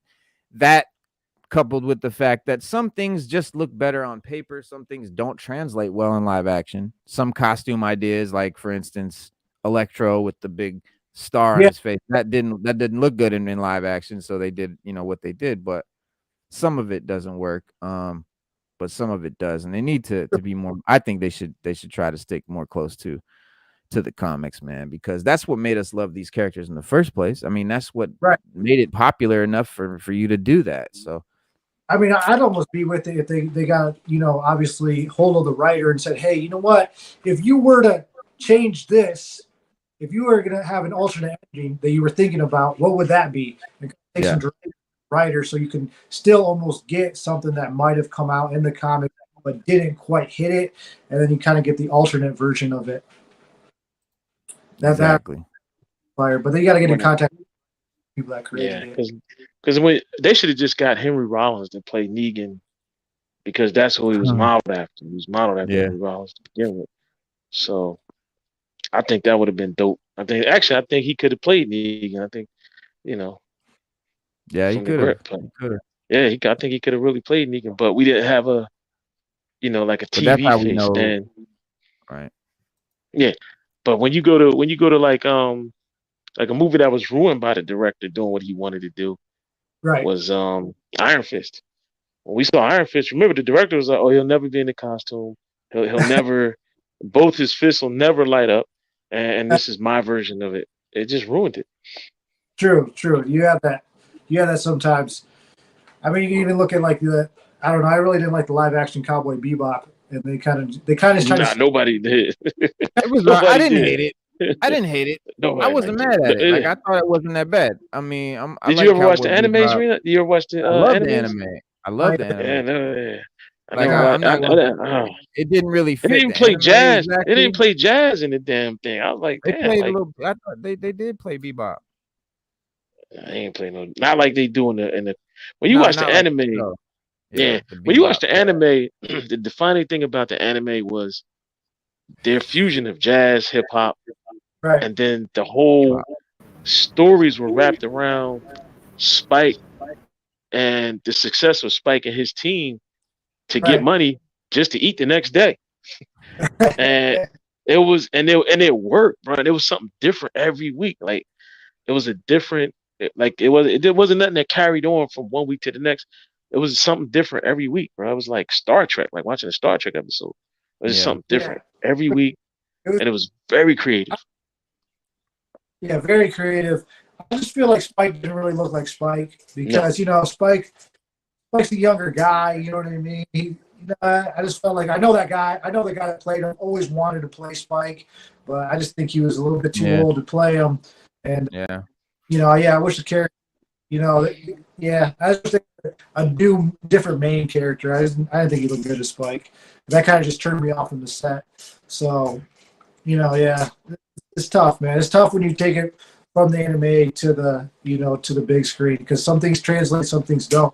yeah. That's true. Anime is hard because a lot of anime, the characters don't look Asian, and so when you do a live action version and they're Asian, it throws some American people off. They're like, "Wait, he doesn't look like that." But that's anime. Yeah, Anime. They are drawing. They're supposed to be Asian characters. They just draw them differently. With giant, right. big round eyes and stuff like that. It's just the style of anime. So people Yeah, get thrown off. But yeah, Goku is not white. People, okay? Goku is Asian. All right. As a Yeah, matter of fact, and he's named after fruit. All of them are named after yeah. fruit, which are They're Asian all after names. vegetables. So that Vegeta, yeah. Vegetables, yeah, but Vegeta, they're all named after broccoli, vegetables, yeah. Broly. Broccoli, Um, broly, yeah. they all broccoli, got broccoli. they all Yeah, got yeah, named after Kakarot. something like Mhm. Kakarot, carrot. yep. Yeah, And Vegeta's vegetable because he's yeah. the prince. Um, Mhm. but yeah, no, I mean, I thought the one get slept on, Superman Returns with Henry Cavill. Man, that was the first movie I said that DBZ shit. They could fucking do it because when he was Yep. fighting the main bad guy, God. and that looked like a DBZ fight. Yeah, it did. That would have been, yeah, that would. I mean, a live action DBZ would be great nowadays with the Yeah, the effects that they've got. It could finally work because that Dragon Ball Z movie that they did make, I don't even know what the fuck that was. and nobody even. Yeah, Trash. I nobody don't knew even what know. that was. Yeah, Didn't make nobody any knew what sense. that was. No, That was like Speaking of dope microwaves and movies, non-dairy cream. the Flash trailer that we just saw, phenomenal, mind blowing. Like if that trailer is any indication of how the movie's gonna be, I'm gonna be very happy. That shit And was just the right fucking person dope. came in at the right time to talk about Warner Brothers released another look at the Flash, and I'm gonna say I told you so, Sada. I'm gonna say it. Oh, I know. I was so ready. I was like, I'm about to eat Yeah. some goddamn crow because it's coming out. It's coming. It's Yeah. coming. But after But first, in my defense, Okay. Reno, before you start, they said that the unreleased version of Batgirl was the bomb. I'm gonna see that movie one day. Somebody will leak that movie. I'm I gonna heard watch it. some, I'm gonna Fever review it yeah, right dream. here on this no, I show. heard It's some news coming. that it's out there. Somebody was saying, they were like, oh, Brendan Fraser. He was like, yeah, we recorded the whole movie. The movie was dope. Like we made the whole movie. He's like, I played this character Firefly. He was telling all about the character. He was like, he's like, the movie was actually really good. He's like, I really, and it was Howard Stern, and Howard Stern's like, well, where's the movie? Like, where is it? And he's like, I don't know. It's in a vault somewhere. It's fucking. He's like, well, were we ever going to see it? He's like, I don't know. I don't think so, but it's out there. So it's there. It exists. I mean, who I'm gonna knows? see that movie. I promise y'all I'm gonna see that movie. I hope you do, It's gonna man. happen. I do. Somebody gonna leak it. Uh, I'm gonna catch it online. I don't care what I gotta do to see it. I don't care. Listen, I don't care if I won the lottery and I had to beat it that same day to get the money. I'm watching Batgirl first. I'm gonna watch Batgirl, yeah. and then I'm gonna leave. I'm gonna say, look, I'm gonna be late. I'm stuck in traffic, but I'm gonna be watching Batgirl. Yeah. But in this Flash joint, man, I was just excited. We got to see Michael Keaton Batman. hear him talk, even say I'm Batman. It was fucking beautiful. Batman, And yeah, and then you got and Ben Affleck is still there. Like it's the other Batman is there. Michael Shannon's General Zod is crazy. He's there fighting, I guess, Supergirl, Sasha Cale, Supergirl. I didn't expect to see Zod, especially that Zod, but a lot of people are gonna be like, "Well, why didn't we get Cavill?" But I don't know what's going on with that. Hey, we can just be mad about it. Remember, they shot him out. They did shoot the scenes with Cavill, and they reshot and took him out. They cut all his parts out. Yeah. And you can see even in. I know, and I think in that trailer, I think that scene where we see Supergirl, I think that was Cavill. I think that was Cavill right there. I think they replaced him with Supergirl in a lot of these scenes. Supergirl. Man, yeah, marvelous. But the trailer. Well, you know what, Reno? There are stories in DC where Supergirl came. She got here first. Yeah, I've read stories where she got here first, and then Cal came later. So maybe he's going with that. Like, yeah, they wanted to make it, and that was a better storytelling, choice, because it makes it not seem like they're just adding more Kryptonians. Because wait, we thought Krypton got blown up, and he was the last one, and so they want to seem like they were adding more. So they're like, oh no, she was here first, and that's how they retconned it. But right, if you watch Superman the animated series, their spin on it was that he went into space, which was another Hollywood spin. Like in Superman Returns, Vintage was just talking about. At the end of Superman 2, if you listen closely, they tell Superman that they found where Krypton used to be. Oh yeah. And he said he was going to go find where it was, and he'd be back. So when he's flying off at the end of the movie, he's getting ready to go to where Krypton was. The animated series had a play on that where he did that, and he found one of the colonies from Krypton on another planet that had also died. And Kara Zor-El was there. He brought her cash. Her stasis thing was still active, and he brought her back to Earth and revived her. And that's another spin on the Supergirl theory. Right. And you remember the movie in the 80s with the chick from Billie Jean? Yo, that's right. It was the girl from the movie Billie Jean. Yeah, the movie Billie Jean. Yeah, she was Supergirl. I got the movie. I got the movie Billie Jean. Hold on. I got that movie. Hold on. I got that crush on her. I'm not gonna lie. I got that movie. Hold on. Watch this. I got that movie. She was fine. She was finer than Froghead. She was finer than Froghead with that cut. She had that low cut too. Yeah, she was looking good. Yeah. She was looking real good. She did a movie with Michael J. Fox called Secret of My Success, where she played the love interest. That was cool. But nobody liked that Supergirl movie, and I don't remember shit about it. I literally haven't seen that since I was a little kid in the 80s. Yeah, it's not very memorable. I heard it was like really bad, like forgotten for good reason. But but the Flash, this movie, obviously we know it faced a lot of trouble, and we didn't know if it was going to come out. A lot of us were not thinking it might, but it's looking like it's definitely going to be. I mean, it's a pretty good adaptation of Flashpoint for the most part, which that's what I'm happy to see. That's what I wanted to see. The Batman. I'm surprised he used the same actor. Say that again. I'm surprised he used the same actor. I thought he was out. Oh well, this is before he's supposed to be out. Yeah, he is out now. He's out now, but they had already made the movie before he started doing all that crazy shit, and they didn't want to waste the hundreds of millions they spent on the movie, so they, we're gonna help him and blah blah blah.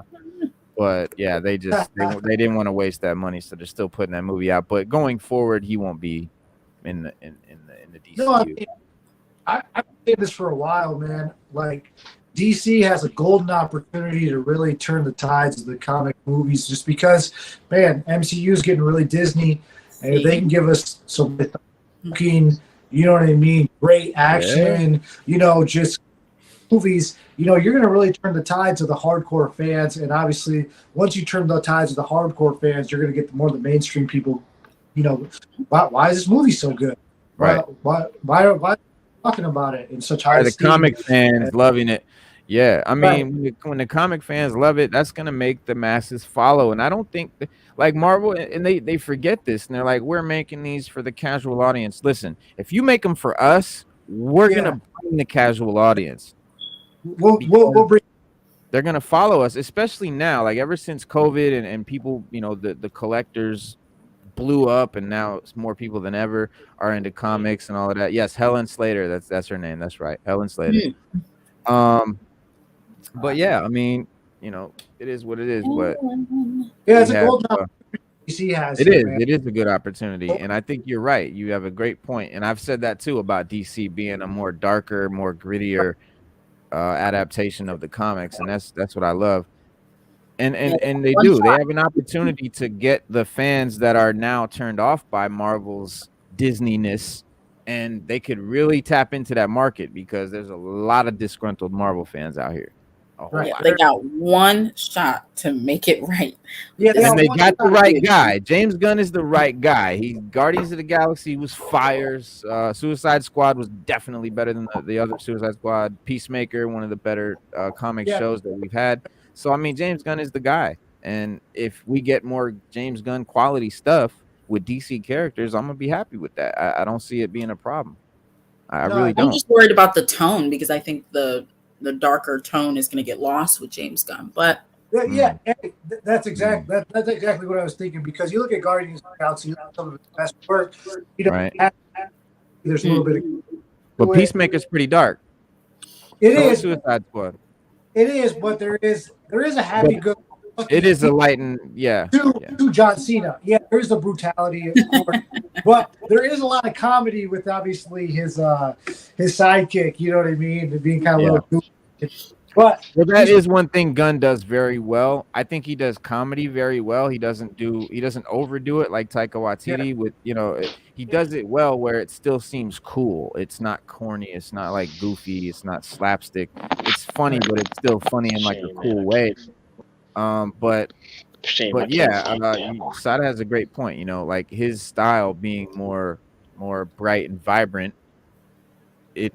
Color wise, visually, it is a right. brighter style than that dark. But a lot of people are not happy with the dark, gritty, grayish well, that's DC. because Snyder took it a bit too far. He like made Yeah, everything muted, like it was just right, kind of gross to look at. Like, I just there needs to be a balance, and mm, Yeah, hopefully we can get that balance because it's right. like either one extreme or the other. And we yeah. need to just be in the middle. And I No, think yeah. Gunn is good at finding that middle. That's just what I think he's done. He's good at finding that middle. But you look at the Mm, Snyder, and then Snyder Cut is arguably the best DC movie that ever came out. You know what I For sure. mean? You everybody look at says those. that. Everybody says that. And Yeah. the Batman is definitely up there too. Batman 89. Yeah, but DC like So Justice League shit, yeah.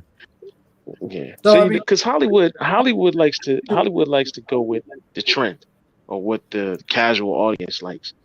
And like Vintage said, everybody liked that Snyder cut for the Justice League. And remember when they were promoting it, it was like, yo, we did a way better movie than what was put out.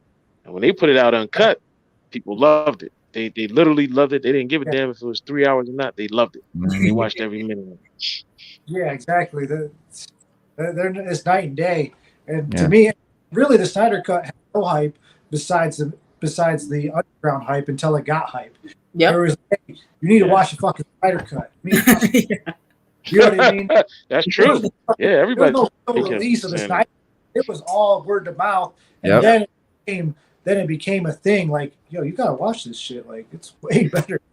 And that's Word what of I mean by mouth. the comic fans bringing the casual audience. Like if casual audience sees that comic fans are giving this, this is a stamp of approval, Yeah, like this is good shit, they're gonna come.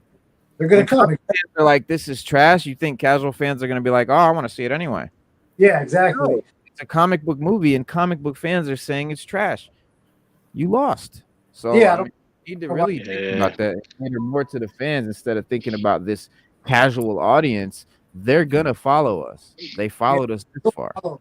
They'll follow. Exactly. Yeah. And yeah, Yeah. and Yeah, you great lost point. big time. The Flash movie does look good. It looks like it's going to be something right up our alley for sure. Yeah. So I'm excited for it, and Yeah. we'll see what. But Black Adam was It good. did I look would say good. Black it was Adam was Thank you. Thank you. I done watched Black Adam 3 times already. It is good. I would say it's good. I wouldn't say it's great, but I thought it was really good. yeah. I did It too. was I liked the Black good. It Adam. was fun to watch. I thought it had a little too much on the cheese factor in Yeah. some places. But Yes. that was my only complaint. Like the visual effects were great. Even the story was cool. I was even impressed that The Rock wasn't The Rock. He was actually Black Adam, and that was impressive. So I wasn't mad at that movie. Facts. But yeah, I know we were all shocked and let down that the whole thing that he planned with Cavill and Black Adam and Cavill fighting and a whole thing, like we were all waiting for that. And now that's not happening. So Gunn better come with the goods. I mean, what he brings better be so fucking good that that the fans that are mad about Cavill being gone are gonna be appeased, and that's gonna take a lot. If you win those people over, you win me over. Then Right. I got a friend I got a buddy, Spade, who's comes on all the time, talks about, he's a big DC fan. He's the biggest Superman fan I know, and he's done. He's like, I'm done. He's like, I won't watch no more DC. Spade is done. Yeah. Spade said I'm done. He's like, they ain't reeling me in no more. Yeah, they're not gonna hook me in on the line and reel me in no more. Yeah. To win those, it's gonna be tough. Because when you watch, see, like me, I read a lot. I'm sorry, I cut you off. So I get hot about. What were you saying? I get hot about how like I watched Black Adam like 3 times, and I get hot about how Black Adam's a lot more powerful than what they portrayed him to be in that movie. So like, they never, like when they all were ganging up on him, and then Adam Smasher came down on him. If he yells Shazam, he can use the lightning as a weapon, and like he never. But when he does that, he can devastate. He could devastate the whole area. All he has to do is just say, just yell it, and then and he comes back out like, all right, who's next? Like he took on a whole Justice League and almost won, like literally. Yeah. Like he's a handful. And then when you watch Shazam, and they have the same exact powers. One just uses Greek gods, one uses Egyptian gods, and they make Shazam seem like a dork. Like they just like it's like night and day when he's just as strong as Black Adam. True. Yeah. I mean, they can go toe to toe with Superman, and that was the whole thing we wanted to see. But yeah, that's sad. No, Vintage, what were you gonna say though? Oh no, I was gonna say it's like The Witcher. It's like The Witcher. They got rid of Henry Cavill. It's like, what is that show? You know what I mean? It's I heard it was utter garbage. I haven't even pissed about the way Henry Cavill himself because they weren't following the source material. The source material. Henry Cavill himself said that they were making it was turning into an MCU. He said they were leaving the source material and they were doing. He just left. Yeah, he said he just was like, look him out. Yeah. But he's doing Warhammer 3000. Hopefully that comes out good. He's doing Warhammer now. So. Yeah, Warhammer looks good. Yeah, looks good for him. Yeah, that looks pretty good. The James Gunn was saying the Flash is expected to play a major role in the evolution of DC's stories coming. It's sort of going to be the reboot film that sort of starts his universe. I don't know how it's going to do that. I don't know if he means like literally in the movie it's gonna somehow go into or if he just means figuratively. No. He means in the movie because that's what I got. He means in the movie, Because what I got in the trailer is like, hey, we're gonna go in different timelines. We're gonna get we're gonna get connected all. We're gonna have Batman from this timeline, Batman from that timeline, and we're all gonna put it together into a story. So I think it's literally the whole. That is the reboot. Is that we're going to get a problem out of that movie that has to be solved in different movies, and that's where it originated. Maybe we might get Thomas Wayne. We might get Thomas Wayne this time. I'm hoping. That's my guy. That's my guy. Yeah. Because Flashpoint, if you ever read Flashpoint, that's exactly what happens. You go to that future where everything's the same, but it's just different. And they let Flash know that you're the catalyst that made the timeline what it was. Like by your mother not dying and you not becoming Flash, a lot of things didn't happen that should have happened.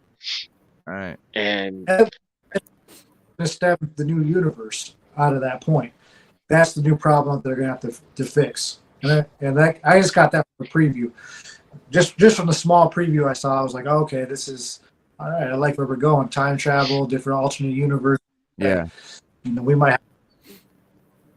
Yeah, man. But I mean, Flashpoint is one of my favorite. Like, it's definitely one of my favorite animated DC joints. Probably is my favorite, but it definitely the comic was phenomenal. And this is back in 2011, and it sort of detailed that Right. alternate DC universe, which only Barry Allen seems to be aware of. Significant differences between the regular timeline and the different one. And you got Cyborg as the world's quintessential hero, a lot like Superman is in the main timeline. And so I don't know how they're going to stick to that. Like Superman himself being held captive as a lab rat by the United States government in an underground facility in Metropolis. Now we know Cavill's not really here. Like, is he going to be there? And then in addition, you got Thomas Wayne. Supergirl. They're probably just gonna shove it onto her. That's what I. That's exactly part of the trailer. It looked like she was in a lab rat type of uniform. So all of his stuff is just getting shoved to her, which is just marvelous. Right. And hopefully Thomas Wayne, I'm hoping that Keaton isn't replacing the Thomas Wayne character, because that's one of my favorite characters in DC is Batman's father, and basically because he's a Batman that kills. Which is dope. Basically, Wonder Woman and Aquaman, are at war. Atlantis and the Amazons, and they've decimated, the world, and there's it's a 61 issue joint, and the series crossed over with Booster Gold, which is going to be in the new DC thing, and so how are they going to connect it? And then there's a 16 separate 3-issue miniseries, a bunch of one shots. And DC announced that Flash number 12 would be the last in the series. Then a 13th issue had been announced, and then that came out. But it's the series, a sequel series, Flashpoint Beyond, then came out in 2022. Yeah, and I'm wondering, it's actually good. It's good, really and good. I think that, and the storyline is adapted in the film Justice League Flashpoint Paradox. That's the one, and so the animated joint, as well as in the 3rd season of the CW, they did the Flash version for that, and elements of the Flashpoint storyline are going to be adapted into this movie, The Flash. But I think it's not going to be an exact adaptation of Flashpoint. It's just going to be elements of Flashpoint mixed in with what they're creating. Because we will just never get that direct comic to film adaptation. I think the closest that we've ever come to that is like the X-Men animated series. What made that so great was that they pulled their stories directly from the comics.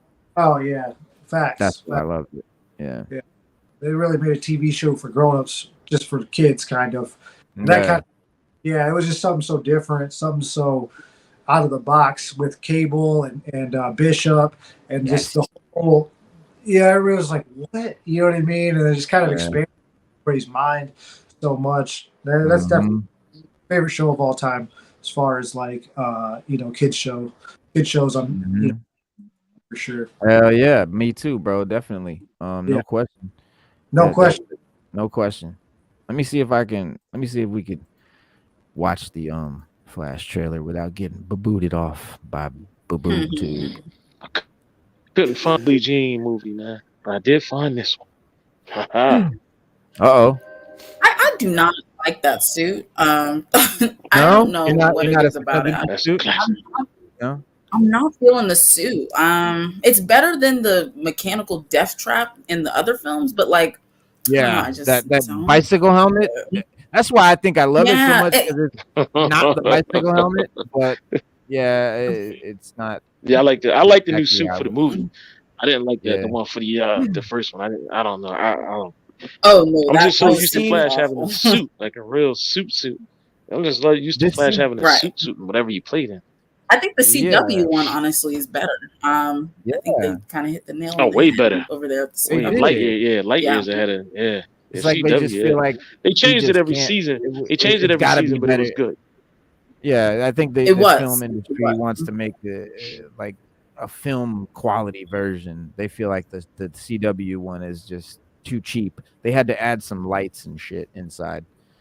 It's dumb. Oh, But this scene right here with the Batman really reminds me of The Dark Knight. Christopher Nolan, when he comes out on the motorcycle, I honestly thought that somebody made this trailer with like clips from The Dark Knight. Like, watch this. Yeah, I'm wondering if we're gonna get that Batman. I wonder. Well, we might get that Batman in Brave and the Bold. Christian Bale. So Christian Bale, they're talking about, the rumor is that Christian Bale would be the fatherly Batman to Damian Wayne in the Brave and the Bold, and he was like saying that he wasn't like against that. So we might get him. We might get the whole Christian Bale Batman back in the DCU. That might be what Gunn does to satisfy us for losing Cavill. He might be giving us Bale. That's just the rumor. I mean, don't write it in stone. Word on the street. Not everybody was hot on Bale anyway. And some people think the second movie is the greatest superhero movie of all time. I don't agree, but yes, they do. Yes, they do. Yeah, some people can die by that movie. Like Suicide Squad. Suicide Squad has the first movie has a they got a cult people love. Yeah, I'm like, that movie. Yeah, people love that. Which is weird because I can't stand that movie.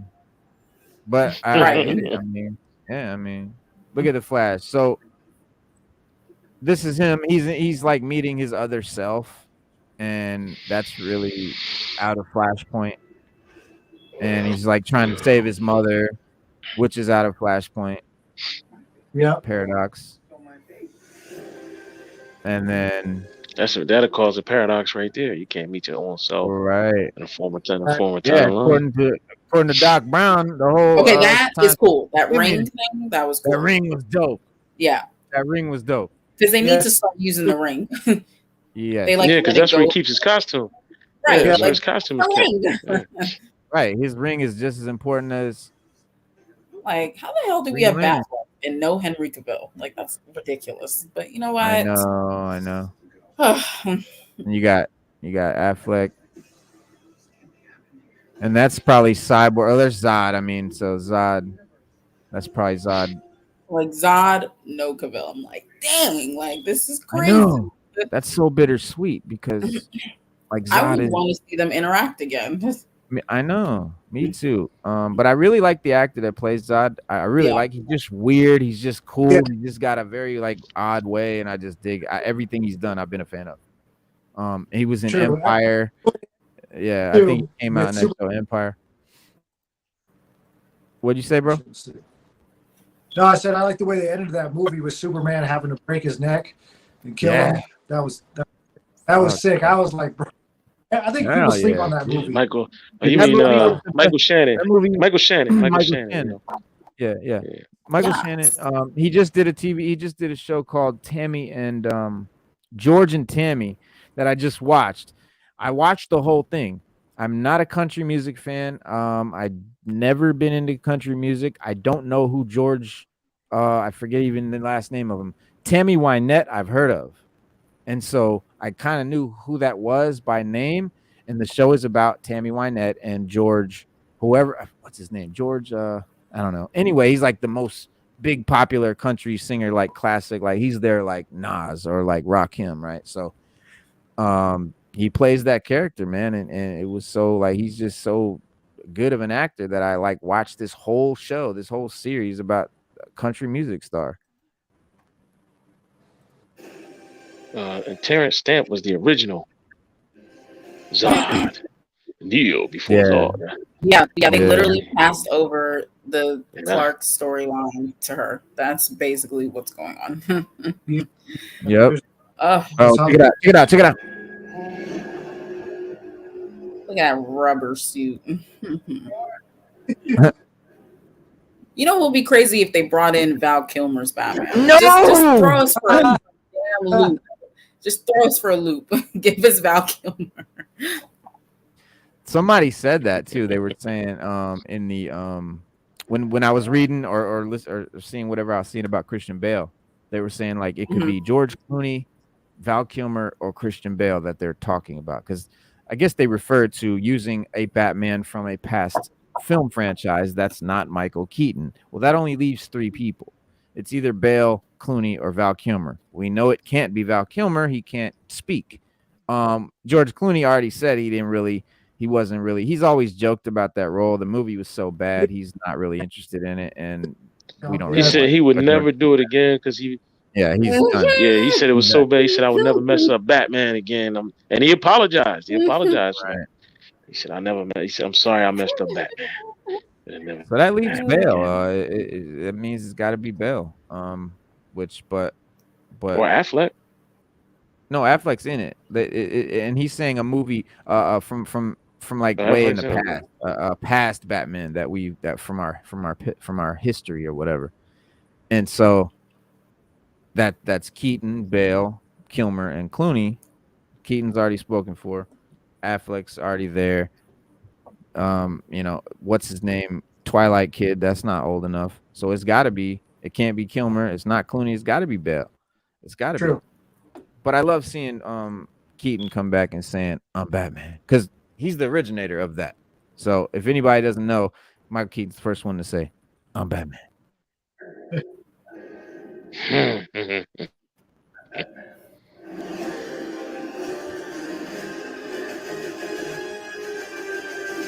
I love it. They play that music. Yeah, I was gonna say that's the music from the series, right? Mm-hmm. Yeah, from the original movie, from the '89 movie. Now, see that motorcycle? That looked a lot like Bale's motorcycle. Oh yeah, I would be surprised if we don't get Bale. I'd be surprised.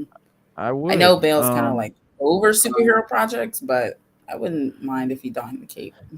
He said something to the effect of that he would still be interested in doing a superhero movie, if it was right, and he won't be in this movie like in The Flash, but they're talking about for Brave and the Bold because that the reason Stu that he was saying to use they were using a Batman from the past is because he's got to be aged. They want him older, and so Bale now with the gray beard.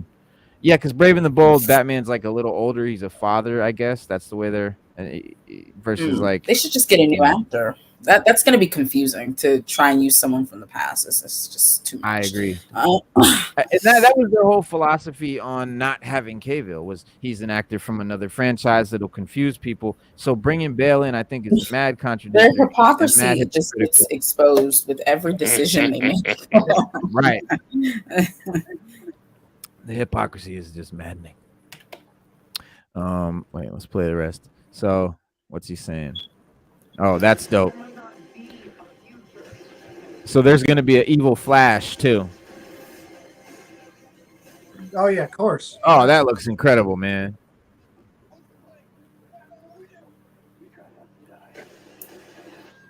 Yeah, that suit kind of looks goofy, but it's okay. I can get over that. It's nostalgic. Oh, Kara.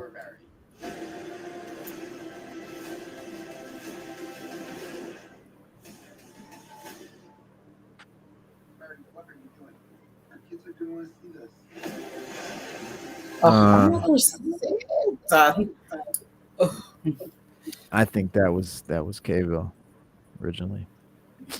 Yeah, probably. Probably, and they said, Zombie Adam West.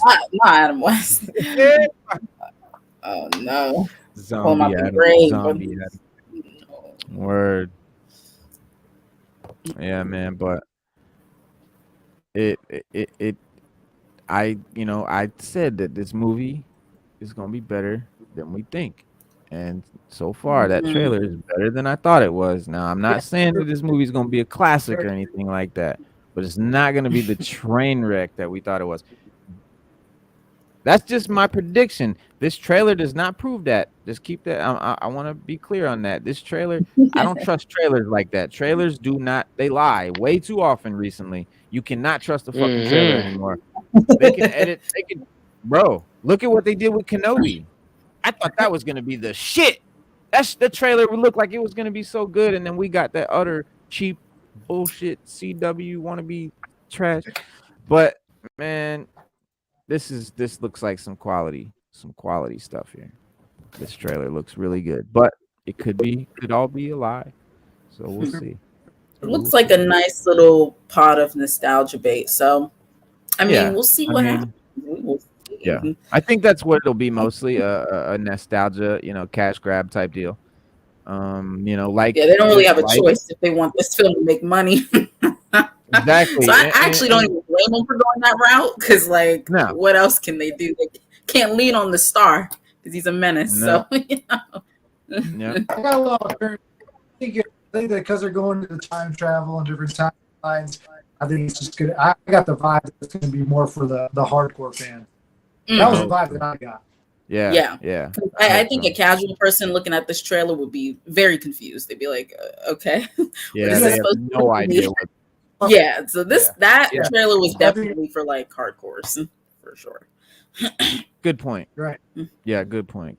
Because you're right. That doesn't make any sense unless you know what we're looking at, who these characters are. And I know people are like, wait, isn't that Michael Keaton from Batman? And then like, who's this Supergirl? Like, people are not understanding any of it. But one movie that that's a good thing, though. That's a good thing. I'm happy about it. Hey, I'm super happy about it. Because it probably means it'll be a decent movie. But one movie that they do love is Black Panther: Wakanda Forever. This movie is steady breaking records. It is phenomenal. Recently premiered on Disney Plus and has become the most watched Marvel movie on the platform. And Disney announced that Black Panther: Wakanda Forever is the most streamed Marvel film premiere globally on Disney Plus, based on the number of hours in its first 5 days. That's what they're going on. That's pretty cool. But the company did not provide the number of streaming hours, but claimed that is based on internal measurements. The film debuted on Disney Plus on February 1st after a successful theatrical run, I mean, that's big to be the most watched Marvel movie on Disney Plus. I don't know if it still is. I don't know if it was just those 5 days that they want to inflate and they want to make a point. I don't know. It's hard to say because like they're not giving us numbers and stuff. You know how they do. It'd be tough to beat I watched it like just because it premiered on Disney Plus. You know what I mean? That was you could just as soon as it came out, and it was during COVID too, so you really had no choice but to watch Black Widow on Disney Plus. Right. It'd be tough to beat. And in the theaters, it was doing well, doing great, unsurprisingly, but then Avatar sort of dethroned it. But it did earn a total of $842 million in the theater, making it the 6th highest grossing film of the year of 2022. So that's not like Guinness Book or anything. I mean, the 6th highest film of 2022 isn't all that. But it's still going to give Disney the excuse to cater towards the masses, though. Right. Oh, for sure. Right. So will Black Panther be a trilogy? I'm sure it will. I just feel like another movie with Shuri, like it's just not like she just cannot carry a film. So I don't know. I really don't know. Dude, I agree. Letitia Wright on plans for Black Panther 3, she said, I think it's already in the works. It's going to take a while, but really excited for you guys to see that. Yeah. And I'm not like you said, Letitia Wright, Shuri, it's not doing it for me. It's not. I would have rather seen them recast T'Challa. Yeah, it was just a void in the film. It was fairly clear. So I don't know. Dude, you've watched it a few times. I have to watch it. I've only saw it like through like a bootleg, but I got to rewatch it myself. But you've seen it the most, I think. Yeah, I actually ended up watching it. A friend convied me. So okay, we did it on Disney Plus. I saw it on Disney Plus. No, listen, it was good. But I enjoyed anything bad about the film. Listen, you can't say anything bad about it. It was good. It was good. So well, wait a minute. Wait, I'm going to do this. Because I said. Okay, wait. I didn't know we had. So what am I doing? It was good. On my couch, I give it 4.5 couches out of 5. That's what I give it. Whatever y'all want to give it, fine. When I watched the movie, it was very well written, and I also had privy to reading the original script, and I see the differences between the reshot movie and the original script. Now, in my humble opinion, I really think and agree with Reno and Sada. I agree with y'all on this one thing, that they should have recast it and just did it, because that original movie script that they originally wrote was dope. So good. It was way better. It was way better than this movie. This movie was good, but the other one was better. Now, Black Panther would have made $1 billion had they made that movie instead of this one. And I'm gonna keep that. That's just my humble opinion. Everybody's entitled to their own opinion. Everybody can like it or love it. You can hate it. You can take it. You can leave it. But I watched Black Panther about 3 times. They rewrote the whole movie. They wrote everything, because the original script had T'Challa as Black Panther. This one has to have Shuri. Right. So and the original one too had his son. The reason why his son, at the end of the original script, they moved the son to Haiti and the mother because of what happened with Namor. And he felt that leaving his family there would put them in more danger. Like, he looked at his life growing up. His father protected them from that. His father, that's why he kept vibranium a secret. He was like, look, if the world finds out, it's just, he tried to explain it to him, like, they find it's just too much. And Namor made him realize that. Like, look, like, Namor was telling him the same thing. Like, you told him. So now you take care of everything that comes with it. And they went to a little small war over it, which almost had his family, die. And then after that, he was like, I got a son to protect. I got a kingdom to protect. So look, I got to make some better decisions about, how I want to proceed forward with this vibranium situation. It was, and it also, and you got to remember too, he came back. Was it 5 years? They start off with him coming back 5 years after the blip.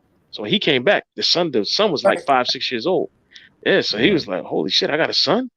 And he had to deal with that because he wasn't a father when he blipped out. He wasn't a father, and then it was just good, man. The movie was good. Namor was portrayed very, very, very, very well. It was great to finally see Namor. Loved Namor. Oh, and everything that had to do with him. That was probably my favorite part. Yeah, the Telecon, the whole thing, that was great. I was really worried about the Namor stuff because I knew how drastically they were changing it from the comics. But what they did was phenomenal.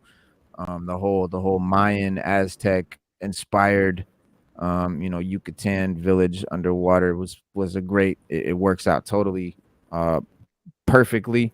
One of the in the movie we saw Namor's wing. One of his ankle wings got injured in the battle with Shuri, aka the new Black Panther. But previous MCU projects might have already set up the perfect way to fix that.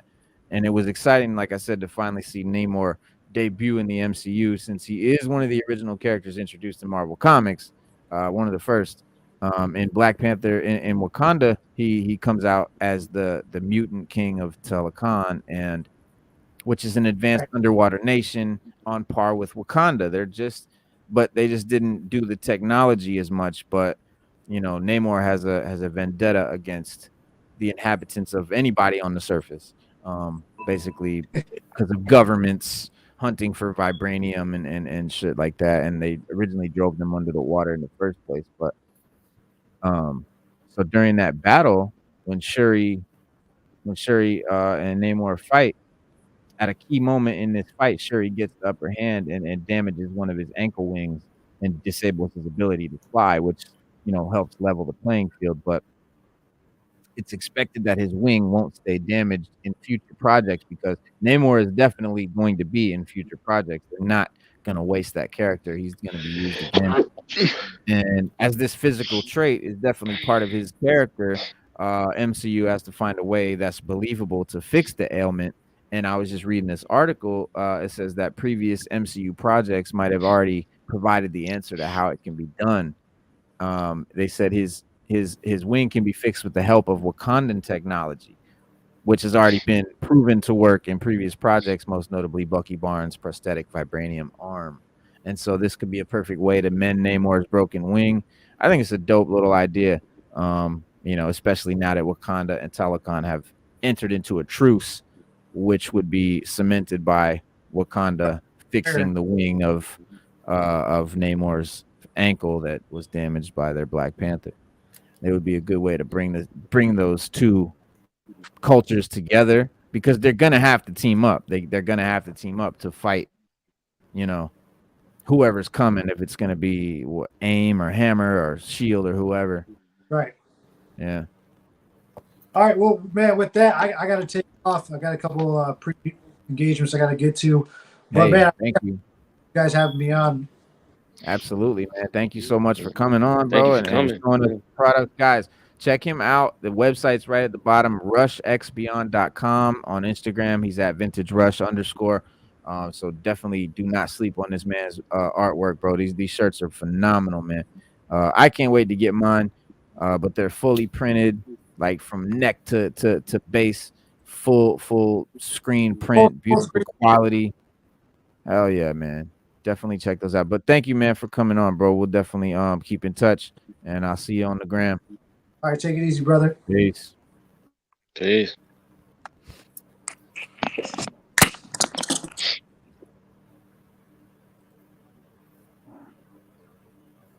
There it is. But yeah, Slade said he's definitely gonna get a couple.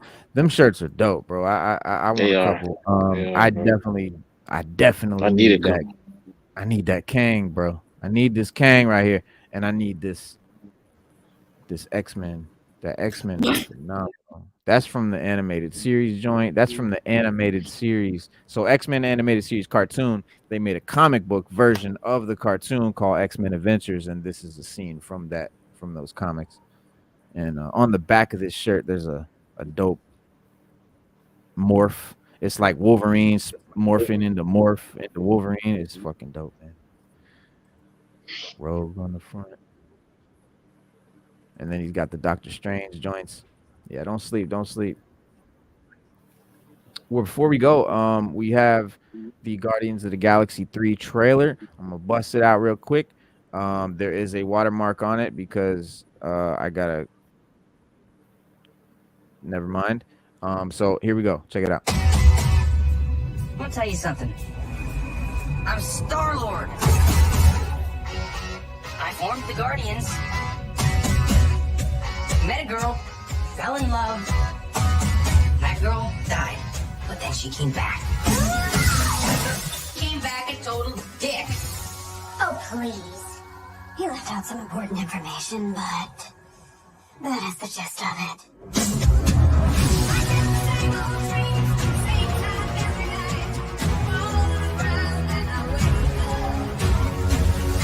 My secret mission is to create the perfect society. He didn't want to make things perfect.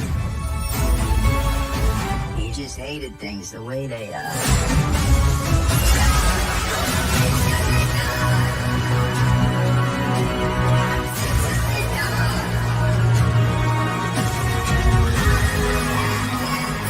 I want you all to know that I am grateful to fight beside my friends. Incinerate them.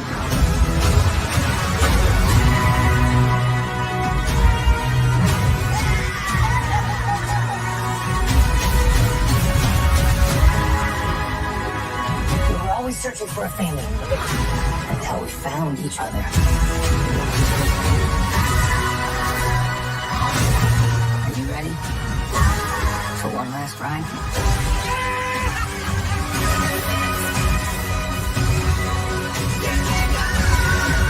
We'll all fly away together into the forever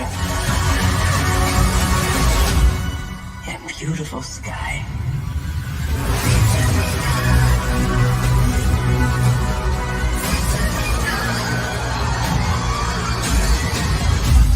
Whoever it was that you were in love with, it sounds more like her. Her? Do not bring me into this. Knock it off! What?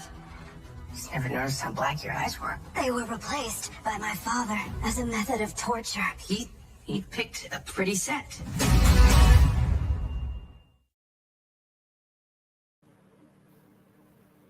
Dope. It's gonna be good. I am patiently waiting to see this film as well. I've been a fan since the first one. But that is it, man. That is our show, guys. We'll be back Wednesday, as always, Monday, Wednesday, and Saturday at 6:30 p.m. We do the live show every 3 days a week. You can find us here, man. We'll be back Wednesday. We'll see you then. Have a great week, and peace. Peace.